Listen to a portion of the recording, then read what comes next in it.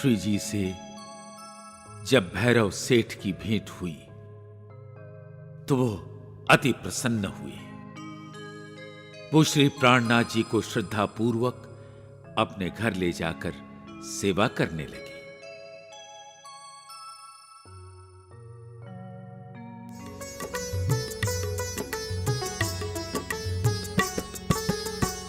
भाई मुलाकात भैरव से, श्री जी साहेब जी सो जब। भाई मुलाकात भैरव से, श्री जी साहेब जी सो जब।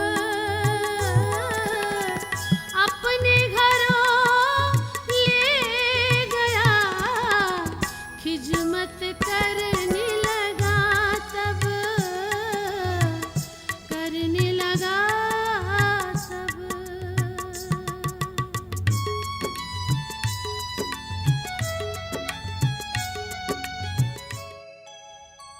भैरव सेठ हिंदुस्तान के अपने सगे संबंधियों के बारे में पूछने लगे, जिसका विधिवत उत्तर श्री जी ने दिया।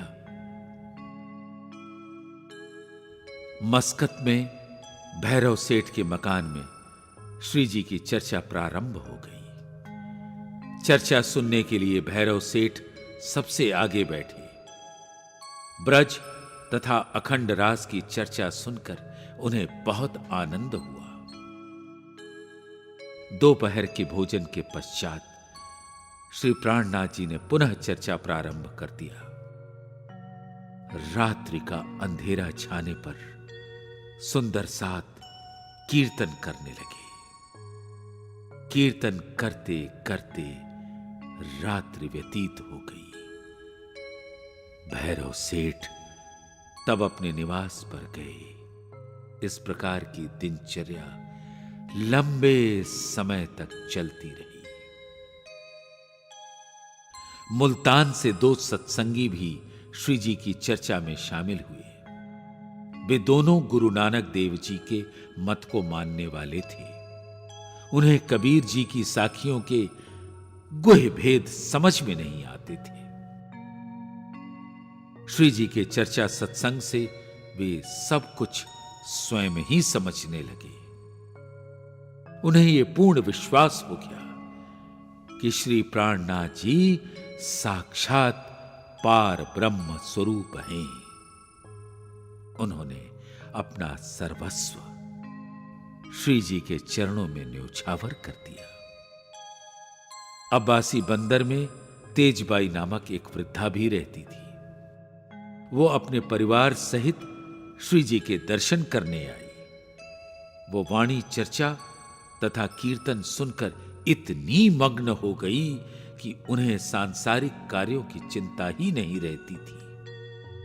उनके साथ वहां की बहुत सी बहनों ने तारतम ज्ञान ग्रहण किया। वे हमेशा चर्चा में इतनी मग्न रहने लगी कि घर में उनका जरा भी मन नहीं लगता था। श्री जी ने देखा कि एक एक कर बहुत से सुंदर साथ की आत्मा जागृत हो गई, लेकिन भैरव सेठ जस के तस हैं। यद्यपि वे वाणी चर्चा के श्रवण में बहुत आगे रहते हैं, फिर भी जागृत न होने के कुछ विशेष कारण हैं। एक दिन एकांत में उनकी भैरव सेठ से वार्ता हुई। प्रिय भैरव, तुमने सुंदर साथ को डाकुओं के बंधन से छुड़ाया। मुझे अपने यहां लाकर सच्ची भावना से सेवा करते हो तथा चर्चा भी सुनने आते हो, फिर भी तुम्हारी आत्मा क्यों नहीं जागृत होती? हे धामधनी, ये तो आपकी मेरे ऊपर अपार कृपा है, जो मुझे परम धाम का अखंड धन आपके श्री मुख से प्राप्त हो रहा है। तब धामधनी ने कहा, हे भैरव सेठ, मेरे आग्रह से तुम केवल 1 माह के लिए 5 चीजों का त्याग कर दो। तंबाकू का सेवन, मांस मछली का भोजन, शराब और प्रत्येक प्रकार का नशा, परस्त्री गमन और चोरी।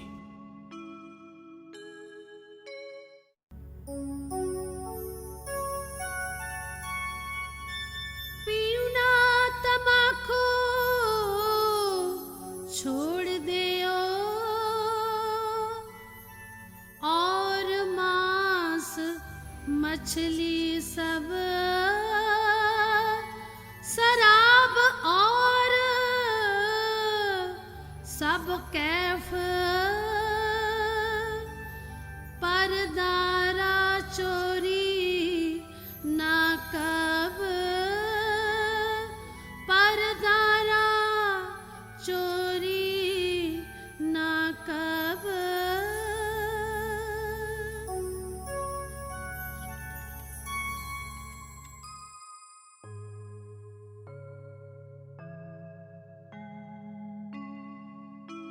यदि 1 माह के अंदर तुम्हें पूर्ण ब्रह्म अक्षरातीत का अनुभव न हो जाए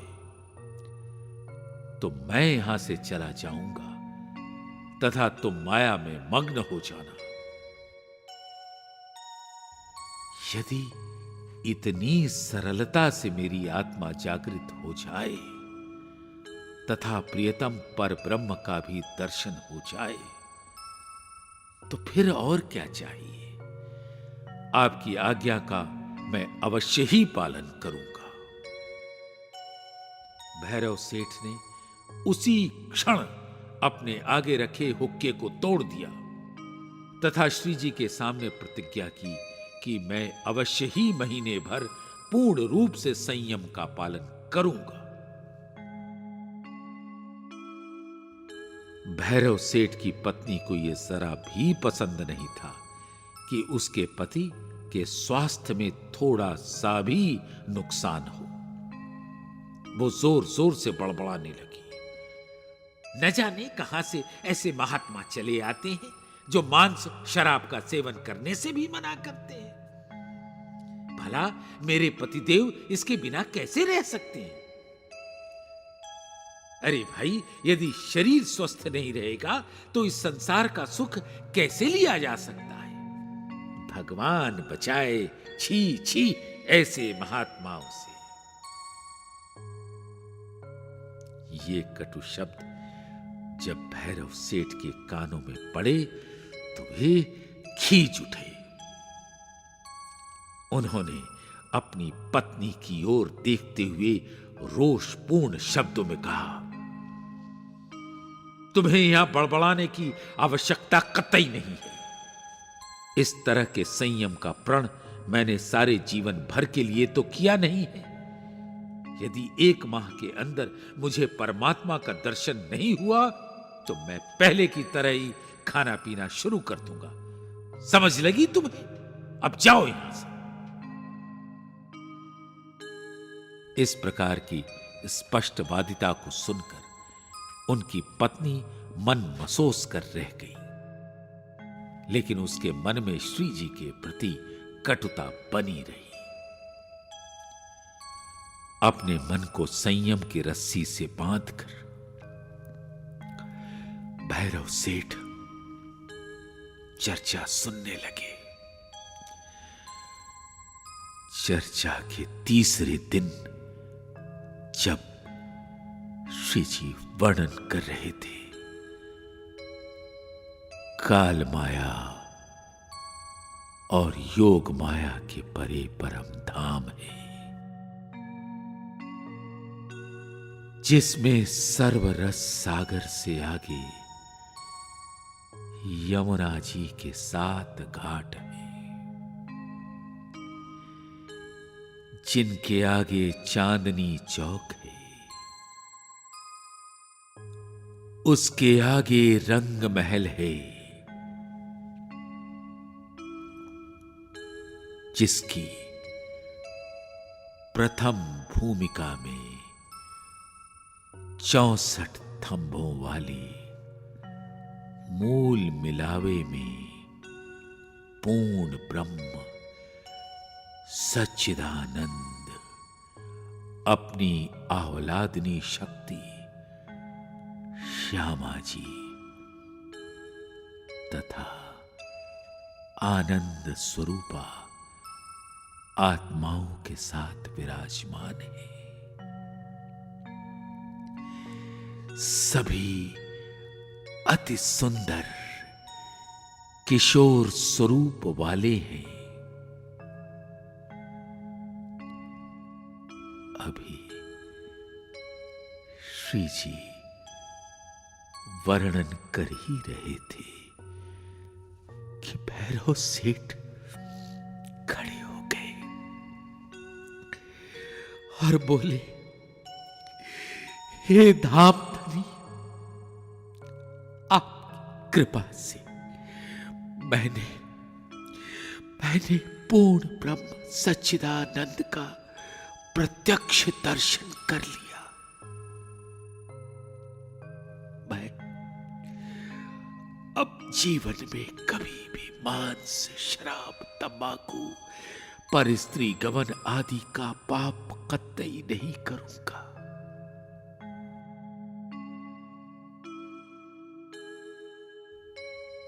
श्रद्धा ही ज्ञान का मूल है।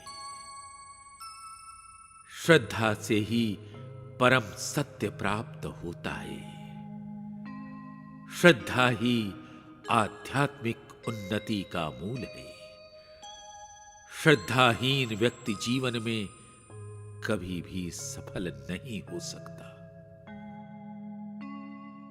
भैरव सेठ की निश्चल श्रद्धा ने ही उन्हें खाई से निकालकर आत्म जागृति के शिखर तक पहुंचा दिया।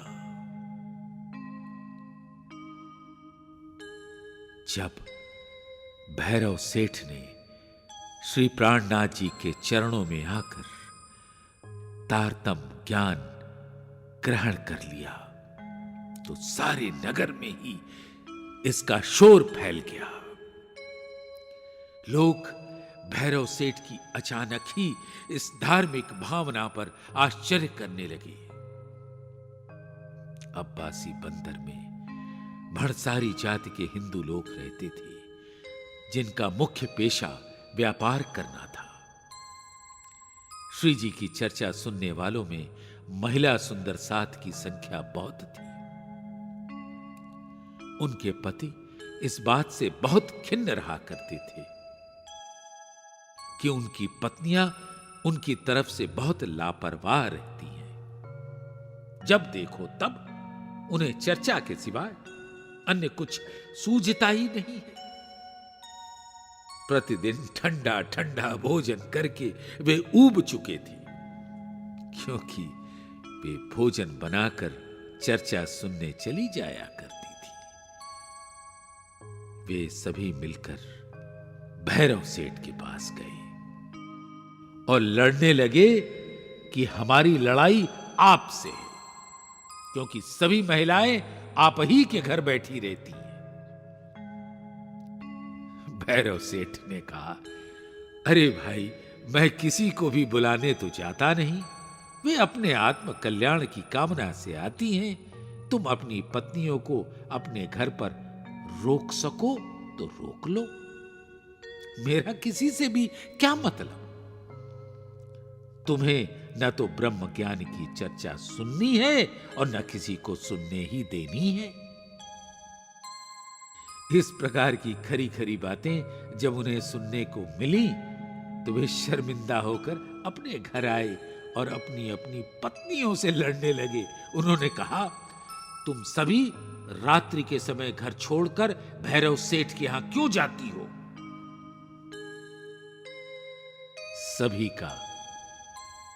सभी का यही एक उत्तर था।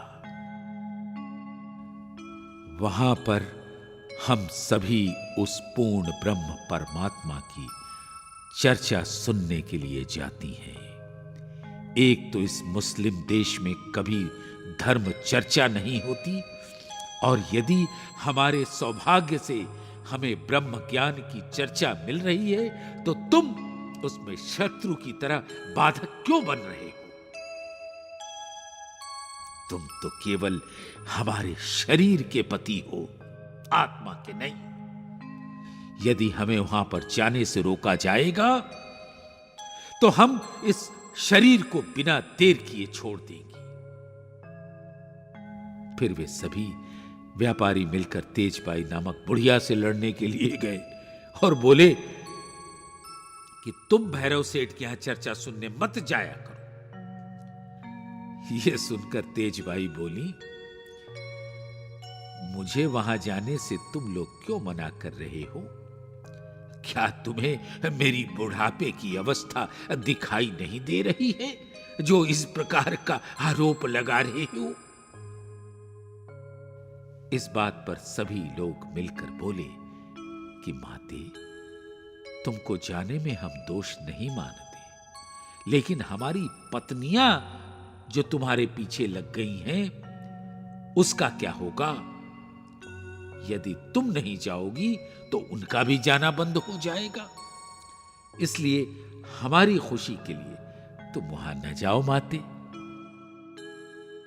तेजबाई ने कहा, अरे भाई, इस बुढ़ापे की उम्र में भी यदि मैं अपनी अखंड मुक्ति के लिए प्रयास न करूं तो कब करूंगी बेटा? तुम लोग अपने सांसारिक स्वार्थ के लिए मेरे आत्मिक आनंद में बाधा बनना चाहती हो। मैं तो वहां अवश्य जाऊंगी। तुम केवल अपने घर की पत्नियों को ही मना कर सकती हो, अब मुझे नहीं। शेष तुम्हारी जैसी इच्छा। अब्बासी बंदर में चर्चा के साथ साथ चितवन का भी कार्यक्रम चलता था। इस प्रकार वहां बहुत से सुंदर साथ की जागृति हुई। इस प्रकार जब 2-3 माह बीत गए तब श्री जी ने सुंदर साथ से जाने की इच्छा प्रकट की। ये बात वज्रपात की तरह कष्टकारी लगी। सब सुंदर साथ सहित भैरव सेठ कहने लगे, आप हमें यहां छोड़कर क्यों जाना चाहते हो? हमारा सारा ध्यान तो आपके ही चरणों में लगा रहता है। इसके सिवाय अब हमारा अन्य कोई भी काम नहीं है। श्री प्राणनाथ जी ने अपने मन में विचारा कि यदि मैं 1 वर्ष यहां रह जाऊं तो बहुत से सुंदर साथ की आत्मा जागृत हो जाएगी, लेकिन जो ब्रह्म सृष्टि सारे संसार भर में फैली हुई है, उनकी जागनी कैसे होगी? इस तरह तो शाकुंडल तथा शाकुमार की जागनी कठिन हो जाएगी। अक्षरातीत श्री राज जी की प्रेरणा से अब्बासी बंदर में नए अधिकारी का आगमन हुआ, जो गैर मुस्लिमों के लिए बहुत ही क्रूर हृदय वाला था। भैरव ठक्कर ने चारों तरफ दौड़ धूप भी की ताकि इस नगर में वो ना आ सके, लेकिन सफल ना हो सके। तब सभी को विवश होकर स्वयं श्री जी से ये कहना पड़ा कि हे धाम के धनी, नगर में जो अब अधिकारी आ रहा है वो हिंदुओं के प्रति निर्दयी है। हमारे जीवित रहते यदि उसने आपका थोड़ा भी बुरा कर दिया तो हमें धिक्कार है। इस दृष्टि से अब आपका यहां से चले जाना ही अच्छा है। निदान सब सुंदर साथ ने श्री जी को अपनी सामर्थ्य के अनुसार वस्त्र, आभूषण तथा धन आदि भेंट किया। तत्पश्चात सबने बसरा जाने वाली नाव में श्री प्राणनाथ जी को बाई जी सहित बैठाकर विदा किया।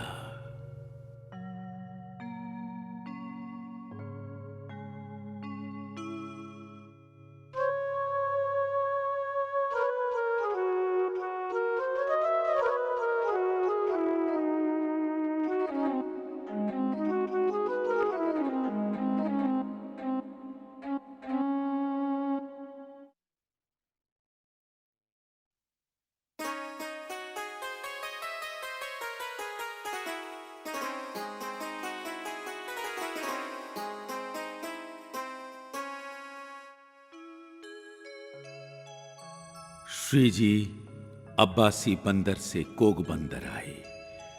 वहां से नाव पर चढ़कर लाठी बंदर पहुंचे।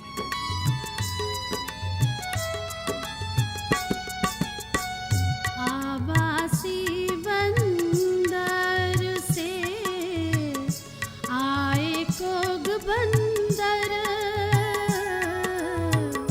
आवासी बंदर से आए कोग बंदर। कहाँ से फिर नाव चढ़े पहुँचे लाठी बंदर, पहुँचे लाठी बंदर।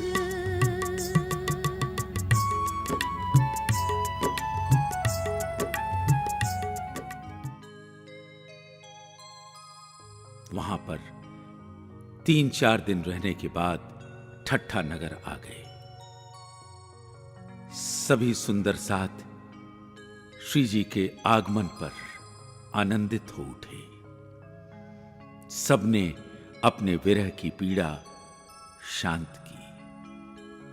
श्री जी का दीदार करके सबके नेत्र तृप्त हो गए।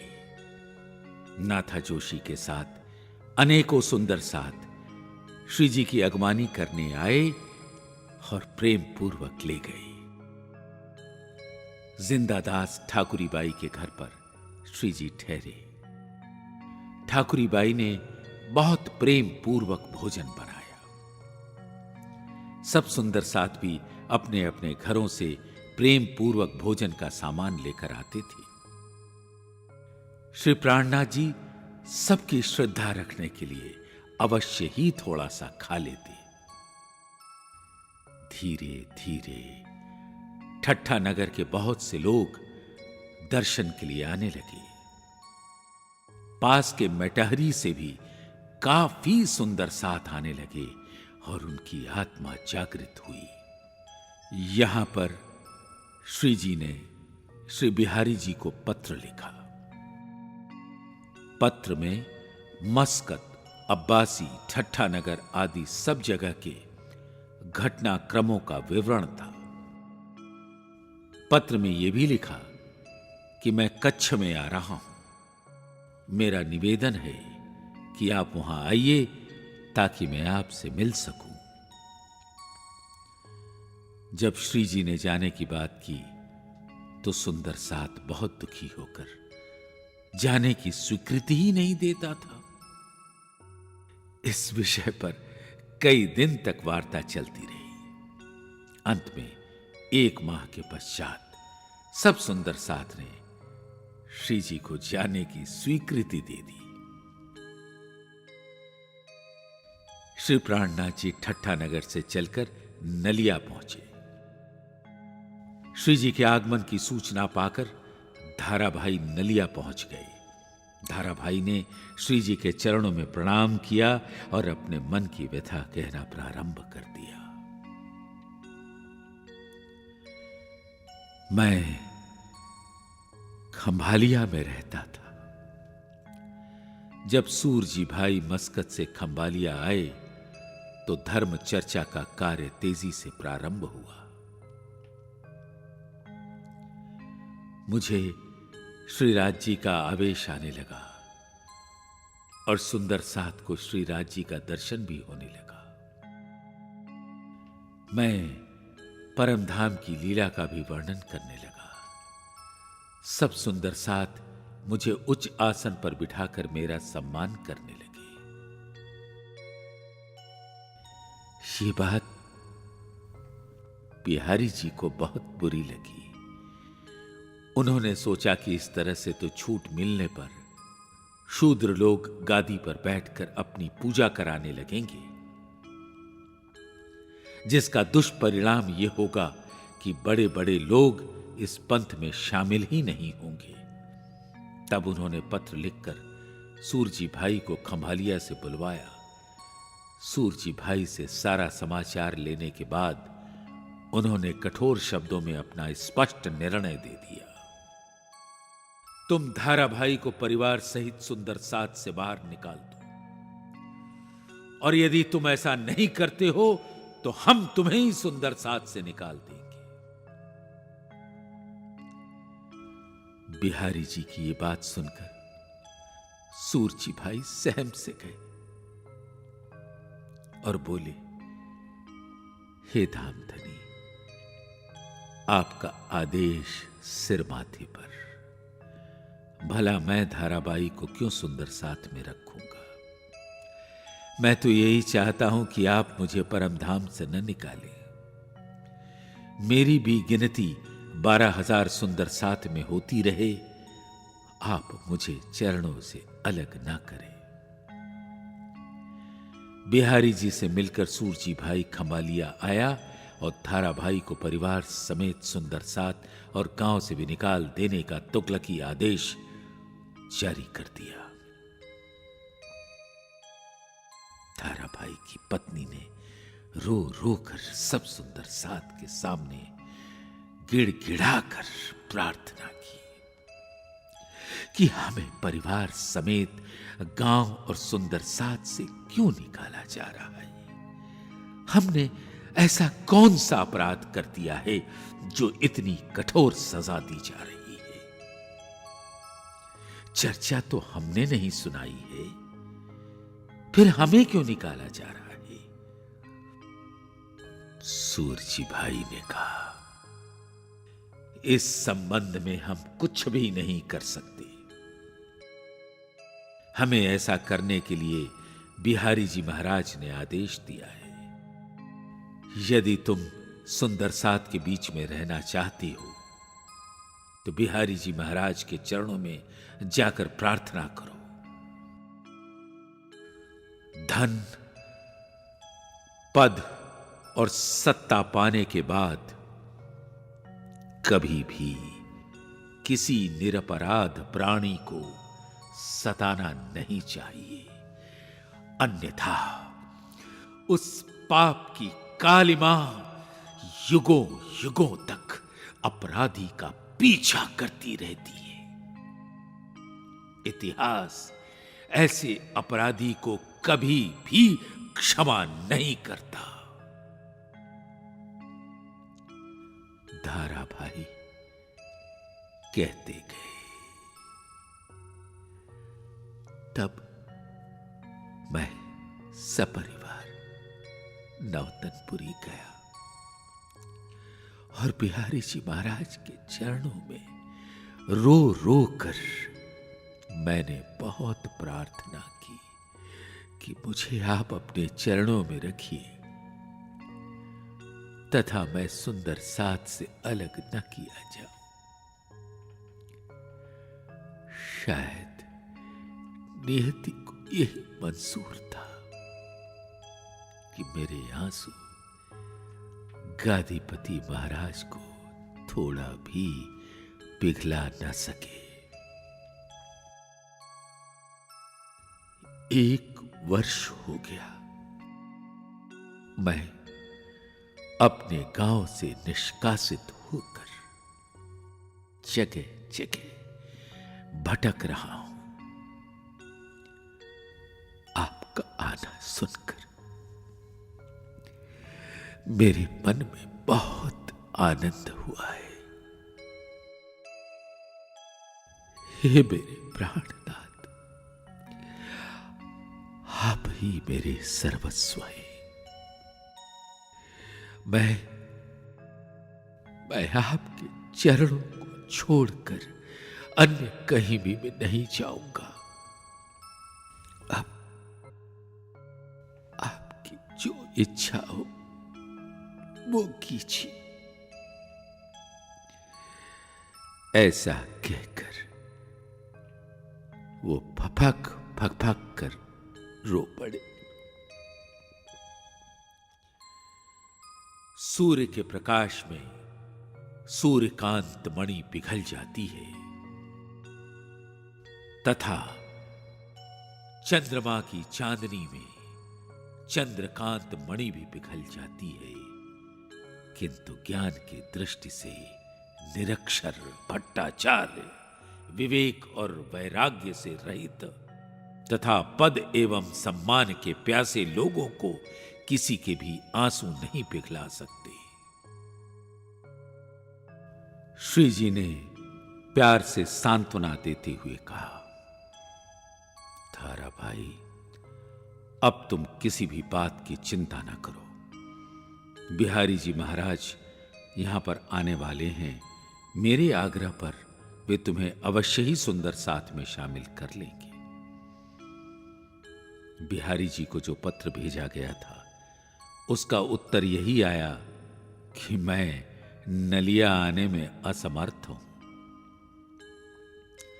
अब श्री जी ने विश्वनाथ जी को नवतनपुरी ये संदेशा देकर भिजवाया कि सुंदर साथ ने मुझे जो कुछ भी धन, वस्त्र व आभूषण भेंट में दिया है वो सब मैं आपके चरणों में समर्पित करना चाहता हूं। इस बार बिहारी जी महाराज का ये उत्तर आया कि मिहिरराज, मैं ये जानना चाहता हूं कि तुम मेरे बिना नहीं रह सकते, इसलिए मैं शीघ्र ही तुमसे मिलने के लिए नलिये में आ रहा हूं। बिहारी जी नाव में बैठकर मंडई पहुंचे। उनके आगमन की सूचना धाराभाई ने श्री जी को दी। श्री जी ने प्रसन्न होकर धाराभाई को आशीर्वाद दिया। धाराभाई ने केवल यही कामना की कि बिहारी जी महाराज के चरणों में प्रणाम कर सकूं और मुझे सपरिवार सुंदर साथ में शामिल किया जाए। इस समय सूरत से 8 सुंदर साथ अपने परिवार सहित नलिया आए हुए थे। श्री प्राणनाथ जी के दर्शन की उनमें तीव्र लालसा थी। नलिया नगर में सभी का मिलन हुआ। सभी सुंदर साथ बिहारी जी का दर्शन करने हेतु तेज कदमों से चलते हुए आगे आए।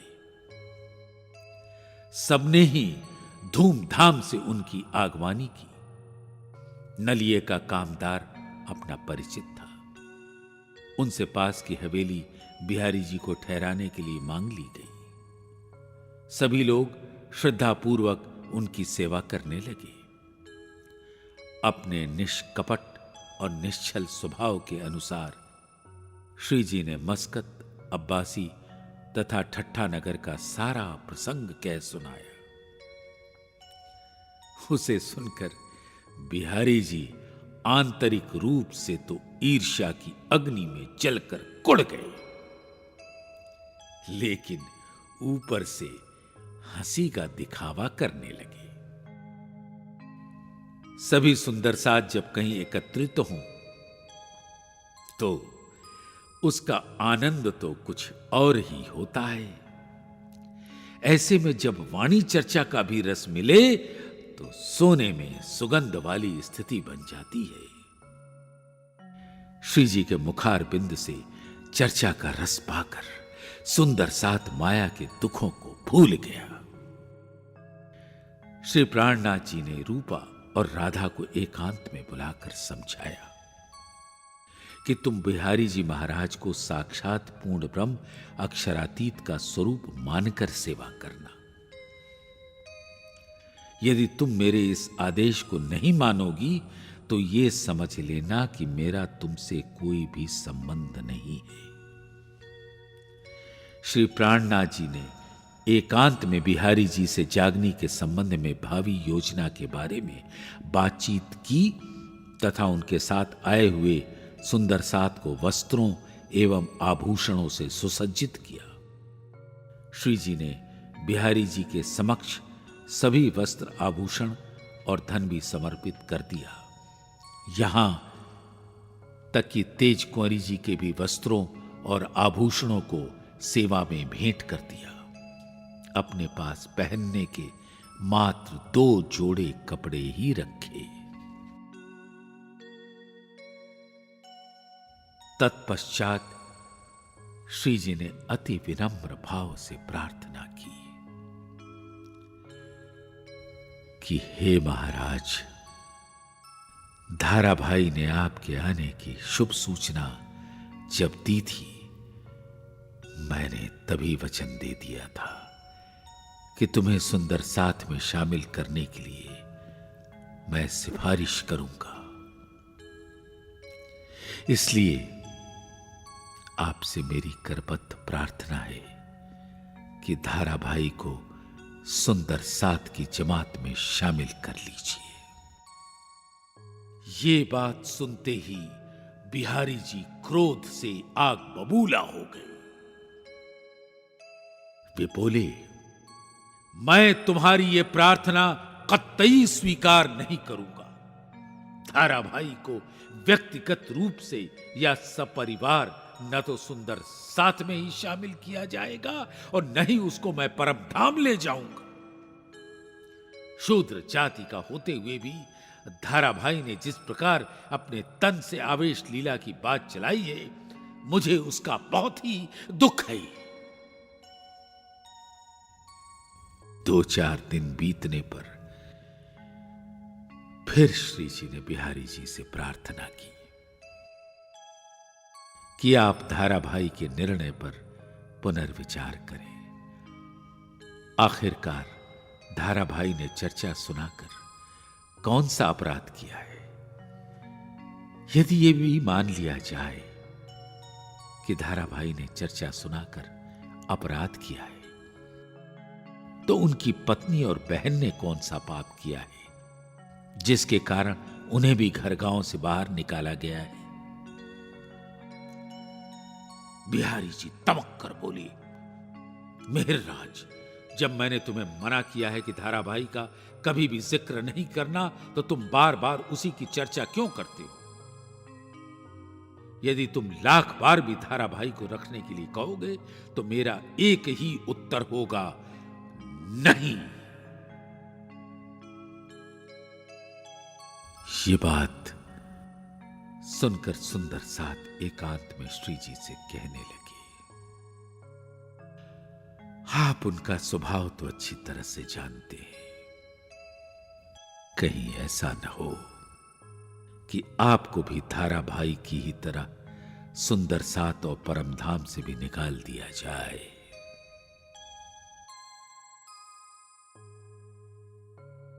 वृक्ष की डाल को तोड़ना सरल है, जोड़ना कठिन। संकुचित हृदय वाले लोग केवल निकालने की ही मानसिकता पाले रहते हैं। उनके रूखे और कठोर हृदय में जोड़ने की प्रवृत्ति होती ही नहीं। श्री प्राणनाथ जी के मुखारबिंद से होने वाली चर्चा को देखकर बिहारी जी के मन में यह डर बैठ गया कि मेरी गद्दी का अस्तित्व खतरे में है। अपनी गद्दी को सुरक्षित करने के उद्देश्य से उन्होंने श्री जी से वार्ता करना उचित समझा। पुनः एकांत में दोनों में इस विषय पर वार्ता हुई कि अब हमें क्या करना चाहिए। श्री जी ने बिहारी जी से कहा कि आप मेरे साथ जागनी कार्य में हाथ बटाइए। आराम तलब जीवन के अभ्यस्त हो चुके बिहारी जी ने कहा, यह हमारे धर्म की राह नहीं है कि घर द्वार छोड़कर विरक्त के भेष में जगह जगह धक्के खाएं। जब श्री निजानंद स्वामी नौतनपुरी छोड़कर कहीं बाहर नहीं गए तो मैं क्यों जाऊं? तुम मेरी बात मानकर कच्छ देश में जाकर नौकरी करो और सुखी जीवन व्यतीत करो। तुम्हारी इस हालत से तो बेचारी तेज कुंवरी का भी जीवन सन्यासिनियों की तरह हो गया है। जगह जगह घूमने की जो तुम्हारी आदत बन चुकी है, उसे दूसरों पर क्यों थोपते हो? श्री प्राणनाथ जी ने कहा, अक्षरातीत श्री राज जी का दिया हुआ जागृत बुद्धि का ज्ञान मेरे पास है। उससे जब मैं राजाओं को जागृत करूंगा तो वे आपकी सेवा करेंगे। मेरे लिए 14 लोकों के भी सुख का कोई महत्व नहीं है। शाकुंडल तथा शाकुमार की जागनी मेरी पहली प्राथमिकता है। जब इस संसार में झूठे मत पंथ फैल रहे थे तो हम परम धाम के इस अलौकिक ज्ञान को क्यों न फैलाएं? मुझे अच्छी तरह से मालूम है कि आपके पास कुछ भी धार्मिक ज्ञान नहीं है। इसके लिए आपको चिंतित होने की कोई भी आवश्यकता नहीं है। आपको पूज्य बनाकर मैं ऊंचे आसन पर बैठाऊंगा तथा सबसे चर्चा करके तारतम ज्ञान लेने आपके पास भेज दूंगा। सभी लोग आपको धाम का धनी मानकर सम्मान देंगे, जी भरकर सम्मान देंगे। बिहारी जी बोले, मेहराज, बात तो तुम्हारी ठीक है, लेकिन मेरे साथ इतना बड़ा परिवार है, इनको छोड़कर भला मैं तुम्हारे साथ कैसे चल सकता हूं? अरे भाई, धाम धनी जिसे जागृत करना चाहेंगे वो नवतनपुरी आकर जागृत हो जाएगा। इस प्रकार लगभग 1.5 माह तक नलिया में बातचीत का दौर चलता रहा। रूपा और राधा सहित अन्य जिस को बिहारी जी ने निकाला था, उन्हें सुंदर साथ में लेने के लिए सिफारिश होती रही, लेकिन बिहारी जी जरा भी नहीं पिघले। उन्होंने निष्ठुरता पूर्वक सबकी प्रार्थना को ठुकरा दिया, एक सिरे से ठुकरा दिया। सूर्य का प्रकाश पत्थर को भले ही न पिघला सके, किंतु गर्म तो कर ही देता है। किंतु बिहारी जी की मानसिकता वाले लोगों का मन इतना कठोर होता है कि दूसरों के दुख भरे आंसू उनके हृदय को थोड़ा भी परिवर्तित नहीं कर पाते। श्री जी के मन में बिहारी जी के दुर्व्यवहार से जो खटास पैदा हुई थी, उसे गुरुपुत्र होने के भाव से उन्होंने भुला दिया। किंतु बिहारी जी अपनी ईर्ष्या की ज्वाला नहीं बुझा सके। बिहारी जी ने नलिया से प्रस्थान करने के बाद खंबालिया के राजा को यह बता दिया कि मिहिरराज नलिया आए हुए हैं तथा वे खंबालिया भी नाव से आएंगे। खंबालिये का राजा श्री जी से शत्रु भाव रखता था। उसे अपने मन की कटुता निकालने का अच्छा अवसर मिला। निंदा और ईर्ष्या सगी बहनें हैं। इनके पाश में बंधा हुआ व्यक्ति कभी भी शांति नहीं पा सकता है। वो दूसरों को दुखी तो करता ही है, स्वयं भी दुख की ज्वाला से जलता रहता है। सभी सुंदर साथ नलिया से खंबालिया जाने वाली नाव में बैठ गए। श्री जी अभी नाव पर पैर रखने ही वाले थे कि उन्हें छींक आ गई, जिससे वे असावधान हो गए और नाव पर नहीं चढ़ पाए। इसी बीच हवा का तेज झोंका आया, जिससे नाव समुद्र में अंदर चली गई।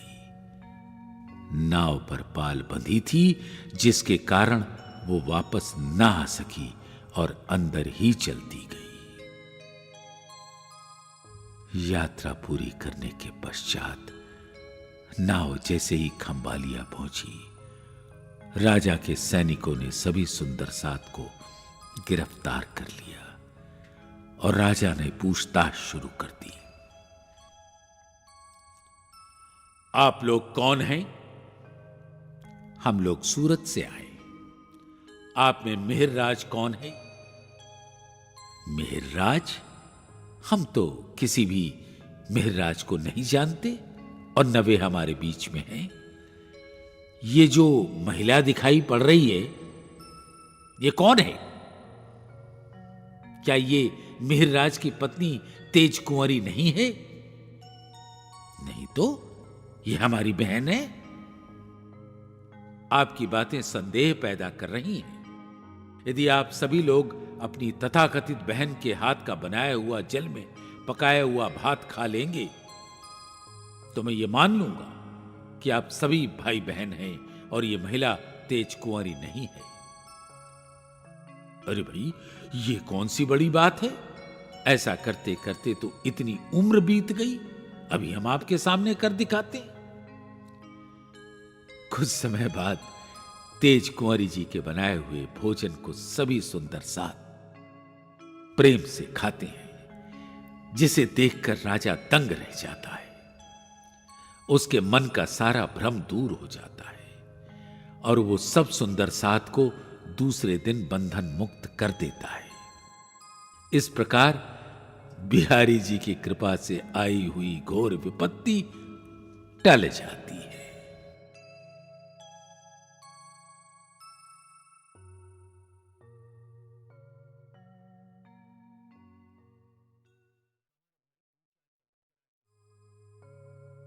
श्री प्राणनाथ जी स्थल मार्ग से होते हुए कच्छ की रण में आए। वहां से विरक्त भेष में धोरा जी पहुंचे।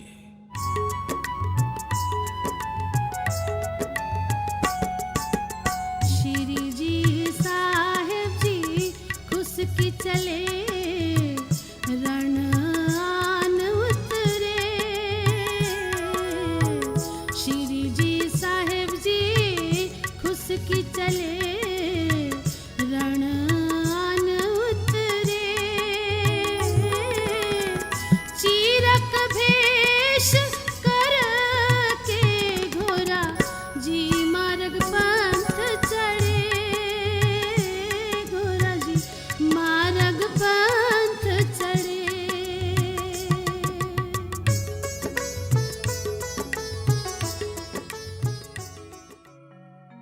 उधर खंबालिये से चलने वाले सुंदर साथ भी धोरा जी में आ गए। श्री जी से भेंट करके सबने अपार आनंद का अनुभव किया। जब खंबालिये की घटना का सुंदर साथ ने जिक्र किया तो बिहारी जी की कटुता से श्री जी को बहुत मानसिक वेदना हुई। वे समझ गए कि बिहारी जी के ऊपर किसी भी प्रकार की श्रीराज जी की मेहर नहीं है, अन्यथा वे सुंदर साथ के लिए इतना घातक काम नहीं करते। प्रेम जी और थावर भाई अपनी गाड़ी पर सब सुंदर साथ सहित श्री प्राणनाथ जी को बिठाकर ले चले। मार्ग रेतीला था, गाड़ी का पहिया रेत में धंस जाता था, फिर गाड़ीवान बैलों को मार लगाता था।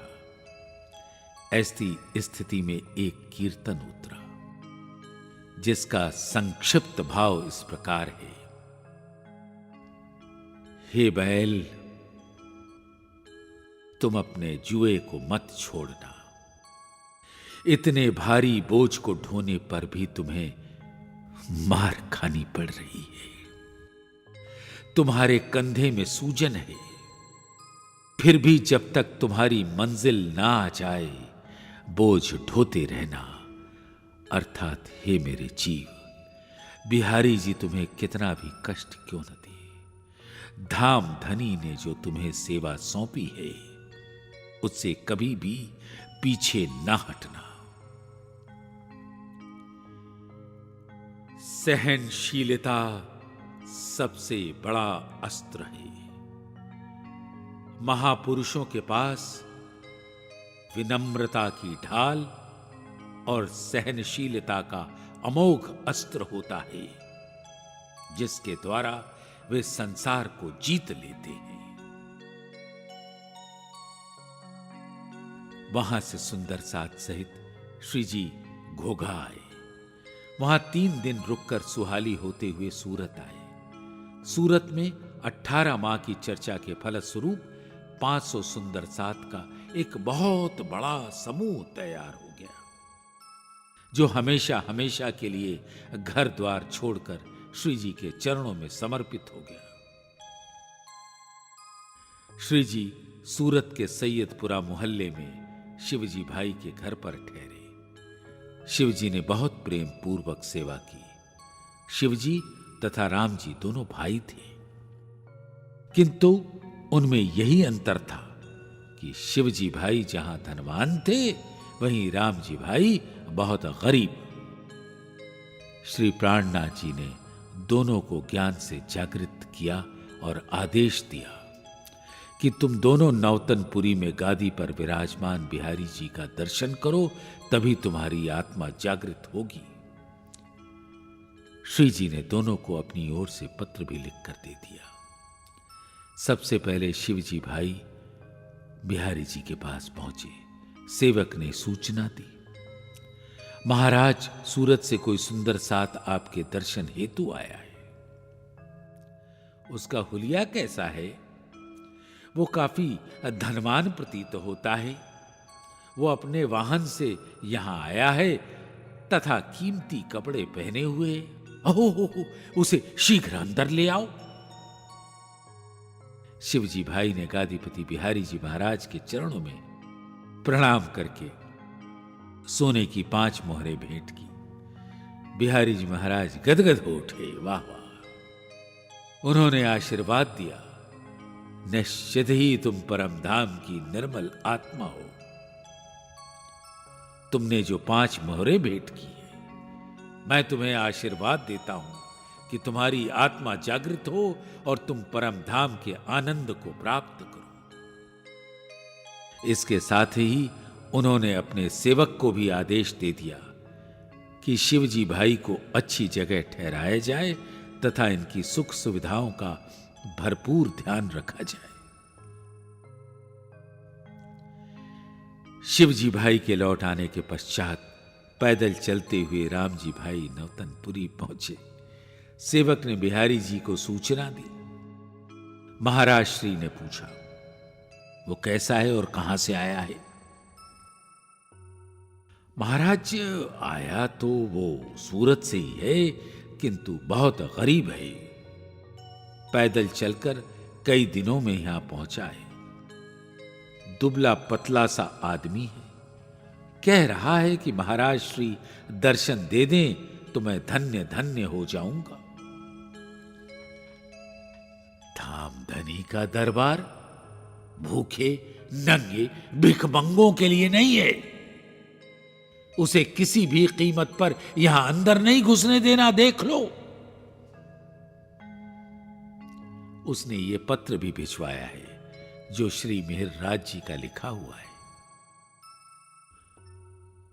ओ, मुझे ये पत्र नहीं पढ़ना। तुम उसका पत्र वापस लौटा दो, भले ही उसे किसी ने भी क्यों न लिखा हो। राम जी भाई 3 दिन तक दरवाजे पर बैठे रहे। रो रो कर, गिड़गिड़ाकर प्रार्थना करते रहे। 3 दिन तक अन्न का एक दाना भी ग्रहण नहीं किया। लेकिन उनकी हालत पर किसी को भी तरस नहीं आया। आखिरकार सेवक ने सूचना दी, महाराज, 3 दिन से उसने कुछ भी खाया पिया नहीं है।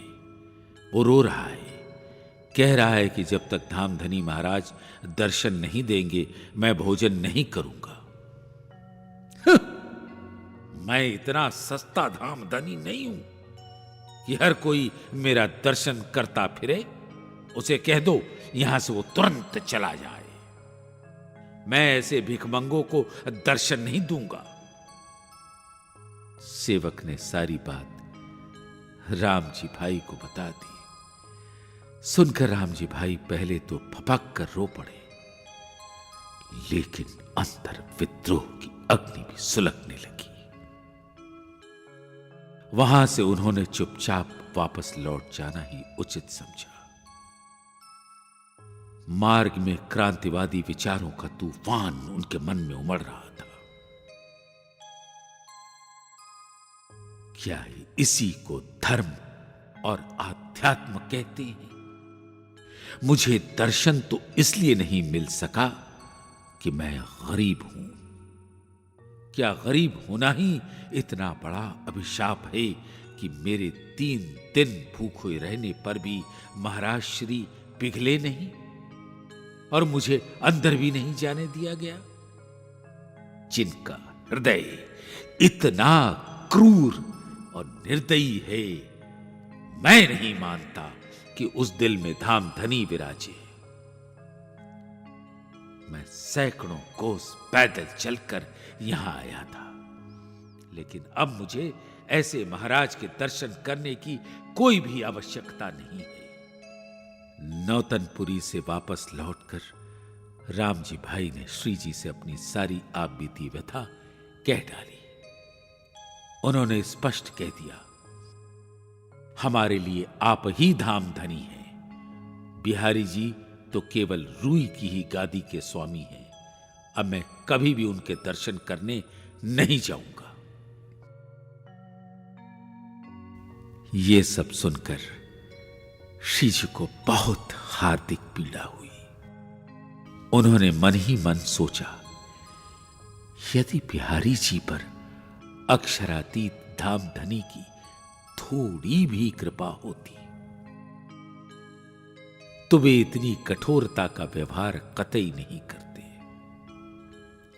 उनके इन कारनामों से तो मानवता खून के आंसू बहाने को मजबूर हो रही है।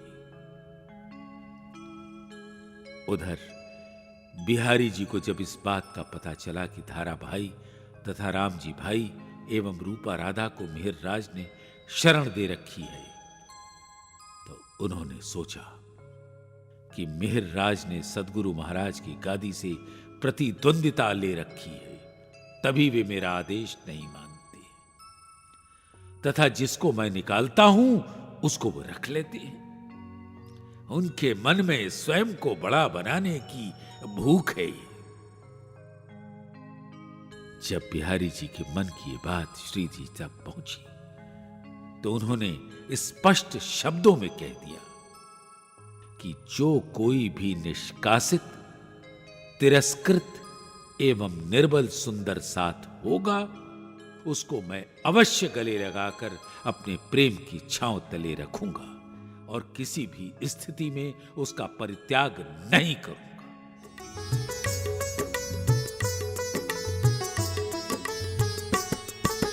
तब श्री जी साहेब जी ने कहा, जो कोई लूला पंगला सा। श्री जी साहेब जी ने कहा, जो कोई लूला पंगला सा। इंद्रावती न छोड़े तिनको, पहुँचावे पकड़ हाथ, पहुँचावे पकड़ हाथ।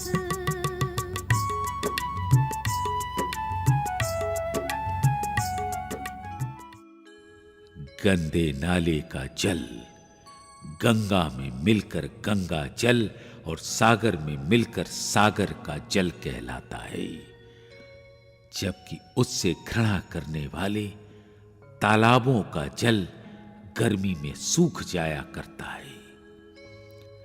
हमारा हृदय उस सागर की तरह होना चाहिए जो सबको अपने में समा लेवे। इसी समय अब्बासी बंदर से गोवर्धन भाई आए और उन्होंने सभी सुंदर सात के खर्च की सेवा अपने सिर पर ले ली। इसी सेवा में ही तो जीवन की सार्थकता छिपी है। श्री प्राणनाथ जी के मुखार बिंद से होने वाली चर्चा का शोर सारे सूरत में फैल गया। लोगों की भीड़ बढ़ने लगी। चर्चा का रस लेने के लिए बड़े बड़े विद्वान भी आने लगे, जिनमें वेदांत के विद्वान भीम भाई तथा श्याम भाई प्रमुख थे। श्याम भाई श्री जी की चर्चा से इतने अधिक प्रभावित हुए कि उन्होंने भी भीम भाई से कहा, श्री प्राणनाथ जी वेदांत के उन गुह्यतम रहस्यों को व्यक्त कर रहे हैं जिनका आज तक भी स्पष्टीकरण नहीं हो पाया था। इनके वेदांत के ज्ञान के आगे तो हम कहीं भी नहीं ठहरते।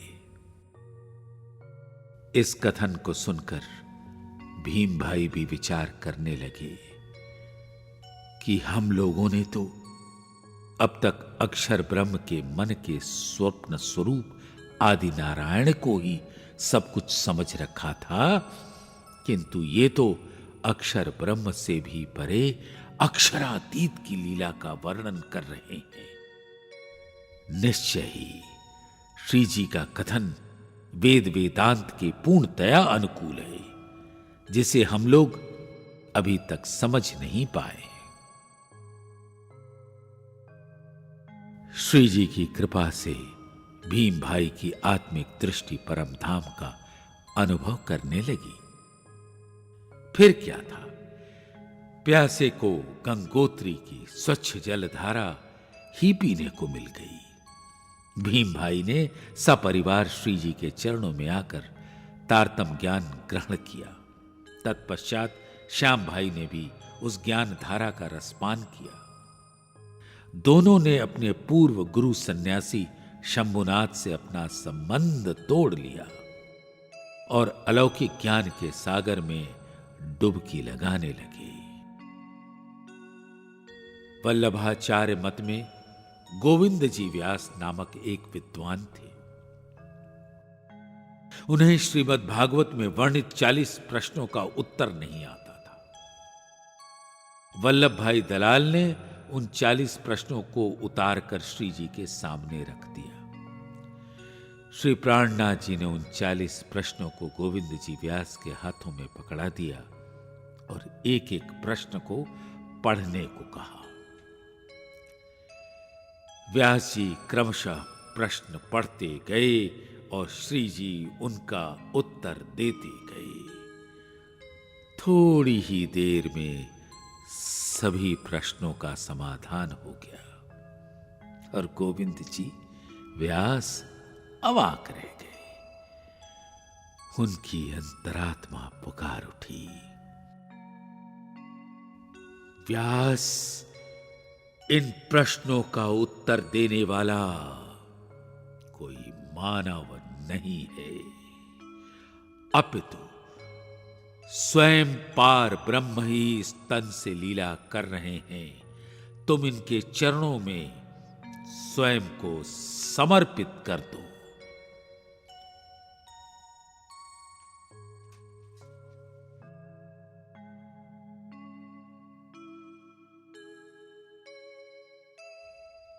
फिर क्या था, प्रसन्नता के आवेग में गोविंद जी व्यास श्री प्राणनाथ जी के चरणों में नतमस्तक हो गए। भीम भाई, श्याम भाई तथा गोविंद जी व्यास जैसी विभूतियों के तारतम ज्ञान ग्रहण करने से चारों ओर शोर मच गया। झुंड के झुंड लोग श्री जी के दर्शन हेतु आने लगे।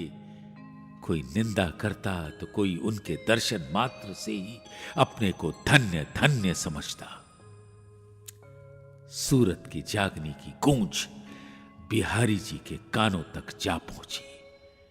उन्होंने ये जान लिया कि यदि इसी तरह मेहरराज के अनुयायियों की संख्या बढ़ती रही तो मेरी गद्दी का अस्तित्व ही खतरे में पड़ जाएगा।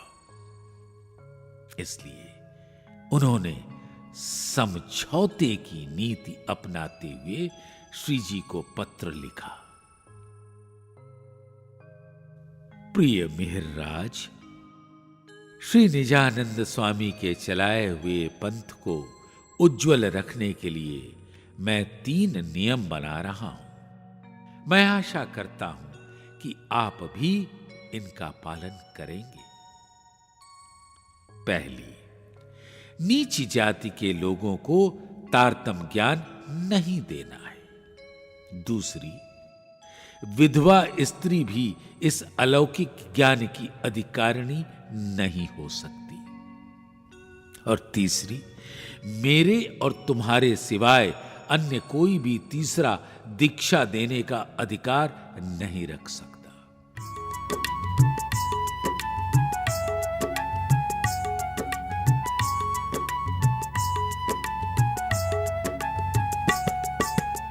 बिहारी जी इन समय पाती लिख भेज कलाम।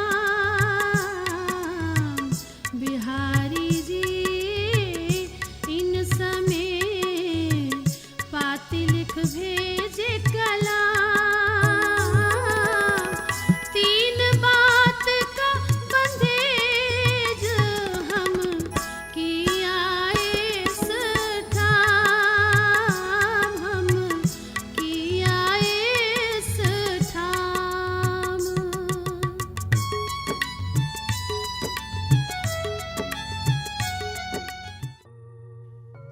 बिहारी जी के पत्र का उत्तर श्री प्राणनाथ जी ने इस प्रकार दिया। परम आदरणीय महाराज श्री, आपके बनाए हुए नियमों में पहला नियम यह है कि नीच जाति के लोगों को तारतम्य ज्ञान नहीं देना है। मैं आपको यह स्पष्ट करना चाहता हूं कि सद्गुरु धनी श्री देवचंद्र जी ने जाति के झूठे बंधनों को कभी भी नहीं माना। परम धाम की आत्माएं चारों वर्णों में उतरी हैं, इसलिए सभी वर्णों को तारतम्य ज्ञान पाने का अधिकार है, पूर्ण अधिकार है। बैकुंठ की राह अपनाने वाले भी यही मानते हैं कि जिस घर में भक्त प्रकट हो जाता है उसकी जाति नहीं देखनी चाहिए। मातंग ऋषि चांडाल थे, जाबाली ऋषि गड़रिया थे, जान श्रुति ऋषि और रविदास जी शूद्र थे। ये सभी आज भी सबकी दृष्टि में परम सम्मानीय हैं। परम धाम की ब्रह्म सृष्टियों को जाति की दृष्टि से देखना महापाप है।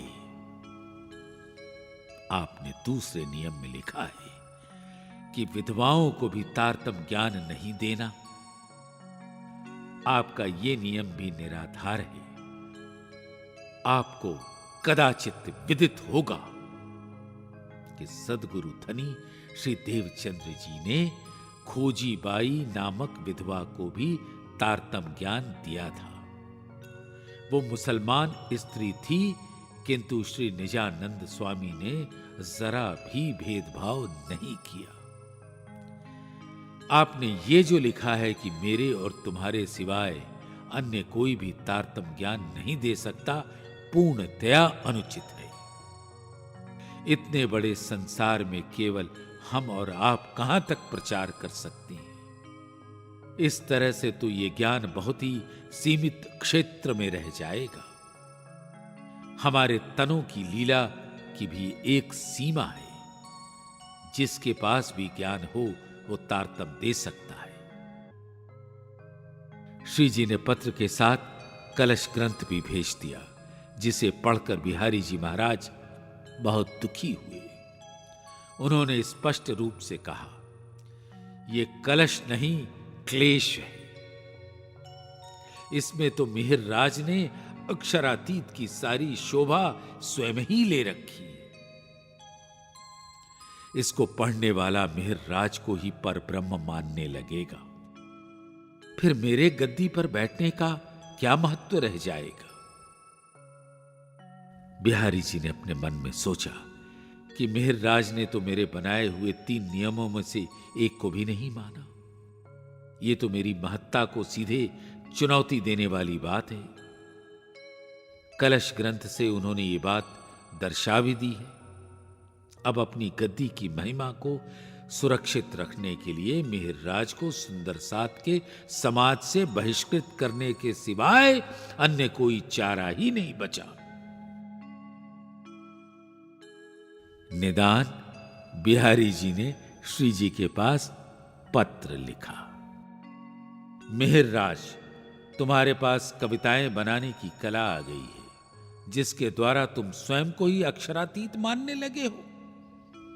मैं जिसको भी निकालता हूं उसे तुम अपने में मिला लेते हो।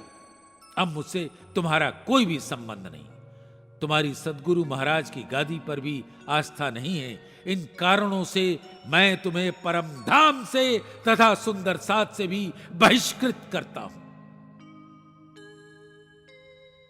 जब श्री जी ने वो पत्र पढ़ा तो वे कुछ खिन्न से हुए।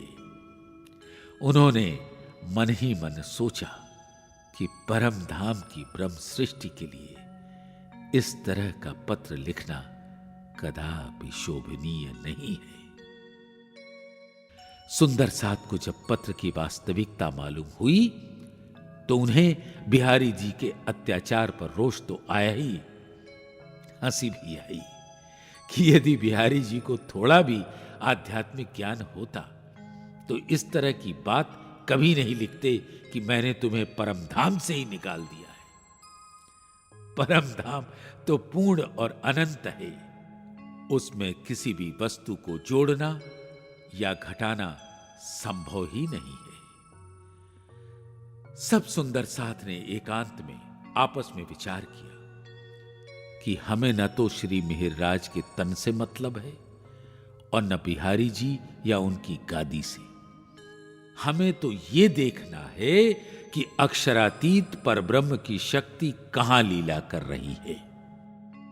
बिहारी जी ने आज तक किसी एक को भी जागृत नहीं किया और न उनके पास कोई आध्यात्मिक ज्ञान ही है। उन्होंने तो सबको निकालने और अत्याचार करने की ही शोभा ले रखी है। इसके विपरीत श्री मिहिरराज जी में अक्षरातीत के आवेश की लीला हो रही है। उनके तन से ब्रह्मवाणी भी प्रकट हो रही है तथा जब वे चर्चा करते हैं तो स्पष्ट प्रतीत होता है कि साक्षात सद्गुरु धनी श्री देवचंद्र जी ही बोल रहे हैं। सभी सुंदर साथ ने एक स्वर से भीम भाई के नेतृत्व में श्री जी से कहा, अब हमें बिहारी जी और उनकी गादी से कुछ भी लेना देना नहीं है। आप ही हमारे प्राण वल्लभ, प्राण प्रियतम, अक्षरातीत हैं। हम सब अपना तन मन धन आपके चरणों में समर्पित करते हैं। सभी आत्माओं को जागृत करने के लिए आप अपने कदम बढ़ाइए। हमारा सर्वस्व आपके चरणों में है। ये कहते हुए सब सुंदर साथ ने श्री तेज कुंवरी सहित श्री जी को सिंहासन पर बैठाकर आरती उतारी और अपनी आत्मा का प्राणनाथ मानकर खुशी के जयकारे लगाए। अब श्री प्राणनाथ जी ने बिहारी जी को पत्र लिखा। आदरणीय महाराज श्री, सप्रेम प्रणाम। आपने मुझे परम धाम और सुंदर साथ से बाहर निकाला, इसके लिए आपको धन्यवाद। सद्गुरु महाराज ने जो मुझे जागने का आदेश दिया था, अब मैं उसका उत्तरदायित्व संभालने जा रहा हूं। यदि मैं निस्वार्थ भाव से इस कार्य को करूंगा तो मुझे अवश्य सफलता मिलेगी।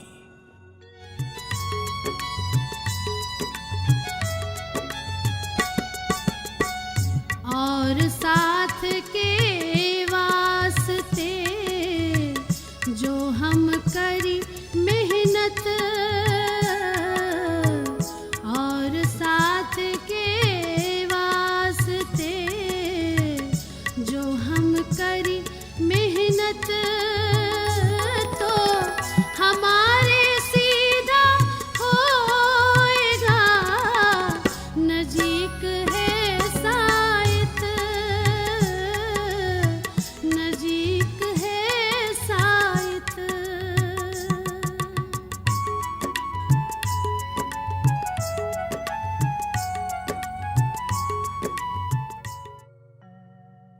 त्यागनी कार्य में लक्ष्मण दास जी की बहुत सख्त आवश्यकता थी, किंतु वे अभी माया में फंसे पड़े थे।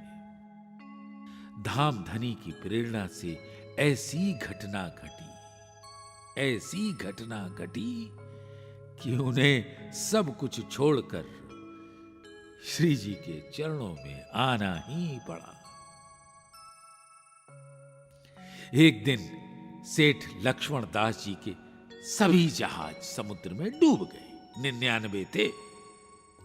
अभी वे इसी परेशानी से मुक्त भी नहीं हो पाए थे कि गोदाम में आग लग गई, जिससे सारा माल जलकर राख हो गया। ऐसी स्थिति में पैसा लेने वालों की भीड़ लग गई। घर के संपूर्ण जेवरात बेचने पर भी लेनदारों को संतुष्ट नहीं किया जा सका। अब लक्ष्मण दास जी को संसार में एक ही सहारा दिखाई पड़ा, श्री जी का सानिध्य। ये तो सच है कि जो हंसते हुए प्रियतम पर ब्रह्म की सेवा में नहीं आते हैं, उन्हें रोकर भी आना ही पड़ता है। लक्ष्मण दास जी ने प्रण लिया कि जब तक वे नवतनपुरी जाकर बिहारी जी महाराज का दर्शन नहीं कर लेंगे, तब तक अन्न ग्रहण नहीं करेंगे। लक्ष्मण दास जी जब जामनगर नवतनपुरी के लिए चले, तब मगरोल पाटन में लेनदारों के प्रतिनिधि ने रोक दिया। उसने सोचा कि यदि ये नवतनपुरी चले जाएंगे तो विरक्त बन जाएंगे, फिर हमारा धन वापस नहीं कर पाएंगे। वहां से दीप बंदर होते हुए सूरत आए। सूरत में श्री जी के चरणों में उन्होंने प्रणाम किया। श्री जी ने कहा, आज से तुम सेठ लक्ष्मण दास नहीं बल्कि लाल दास कहलाओगे। तुम्हारी बहुत आवश्यकता थी, इसलिए तुम्हें माया के बंधनों से मुक्त किया गया। अब जाकर सब सुंदर साथ के साथ भोजन करो।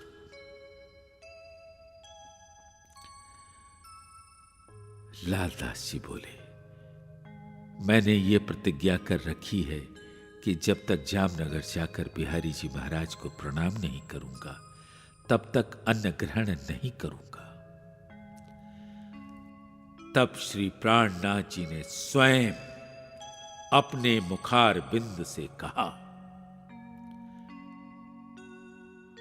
लालदास, अब तुम धाम धनी के चरणों में ही पहुंच गए हो। तुम्हारा प्रण पूरा हो गया है।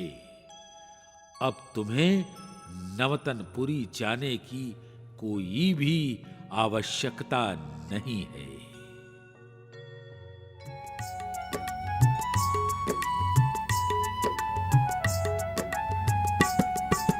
श्री महामती कहे मोमिनो, ए सरत करो याद। श्री महामती कहे मोमिनो, ए सरत करो याद।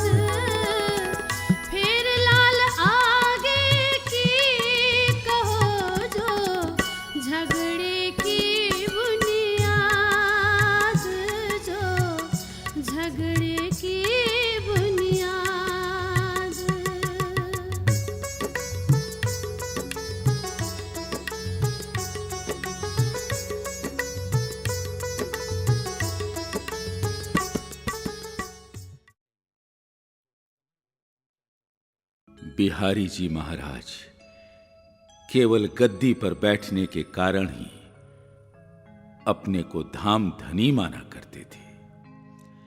उस गद्दी की महत्ता केवल इसी कारण थी कि उस पर सद्गुरु धनी श्री देवचंद्र जी बैठा करते थे। किंतु क्या बैठने मात्र से कोई अक्षरातीत हो सकता है? लंका में अपने बड़े भाई कुबेर को सिंहासन से उतारकर रावण ने उस पर अधिकार कर लिया, तो क्या वो देवता बन गया?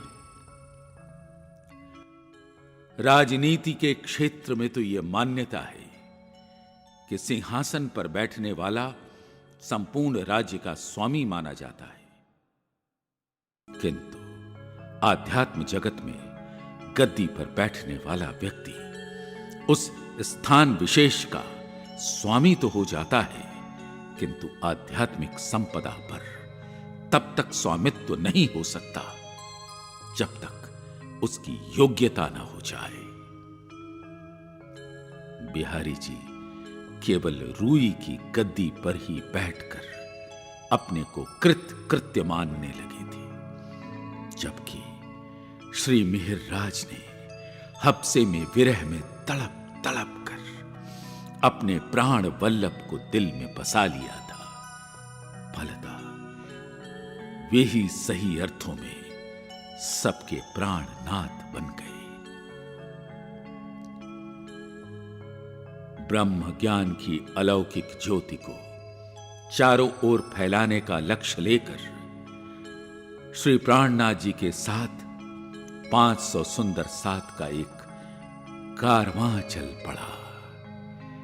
परिवार के जो लोग उनके साथ नहीं चल सके, उनको उन्होंने अंतिम प्रणाम कहते हुए विदा लिया। इस कारवां में थी श्री तेज कुंवरी जी, जिन्हें श्रद्धापूर्वक सुंदर साथ बाईजुराज कहा करता है। वेदांत के प्रकांड विद्वान भीम भाई, जिन्होंने श्री जी के चरणों में सेवा करते करते अपना तन छोड़ा। लालदास जी अपनी पत्नी लालबाई तथा बेटी श्यामबाई को लेकर चले।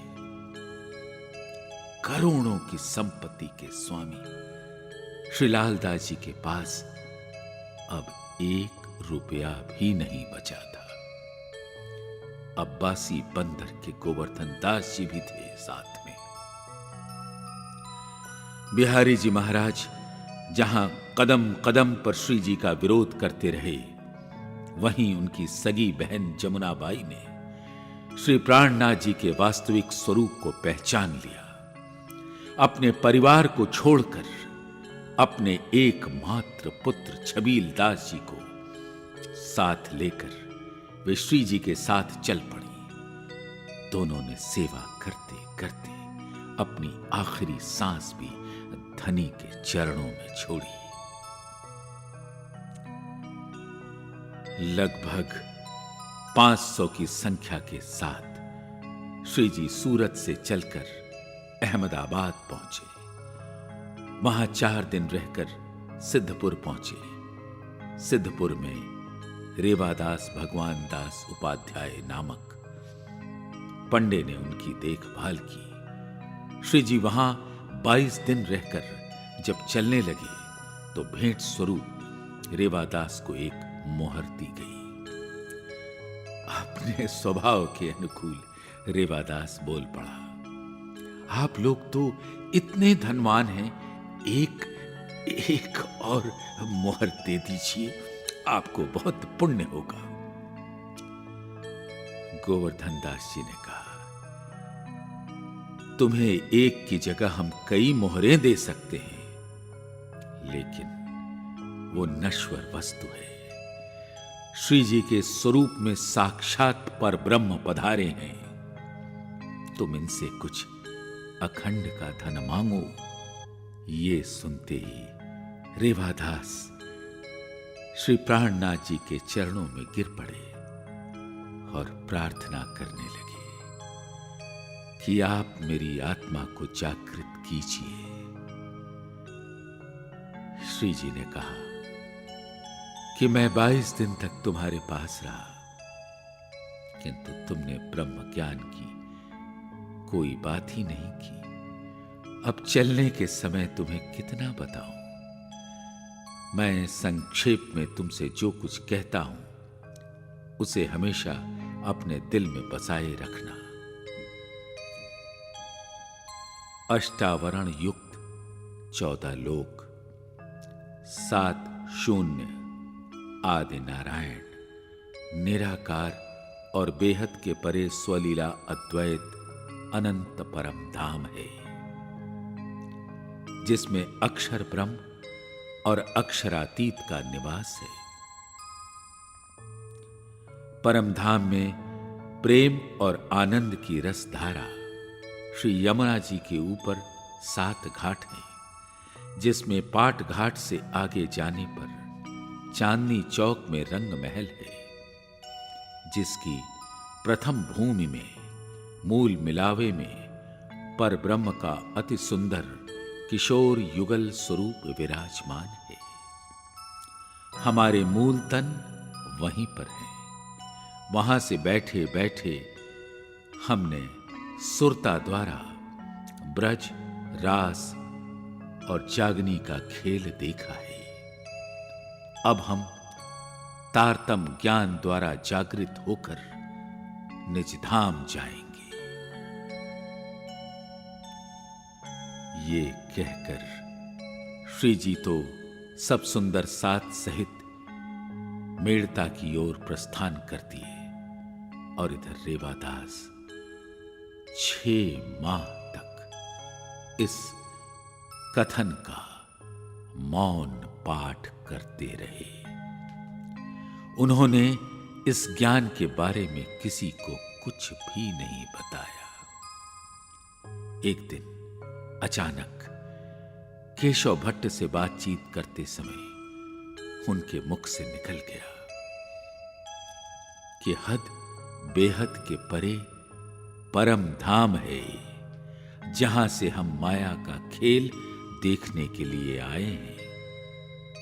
ये सुनते ही केशव भट्ट चौंक पड़े और बोले कि तुमने ये ज्ञान कहां से सुना है भाई?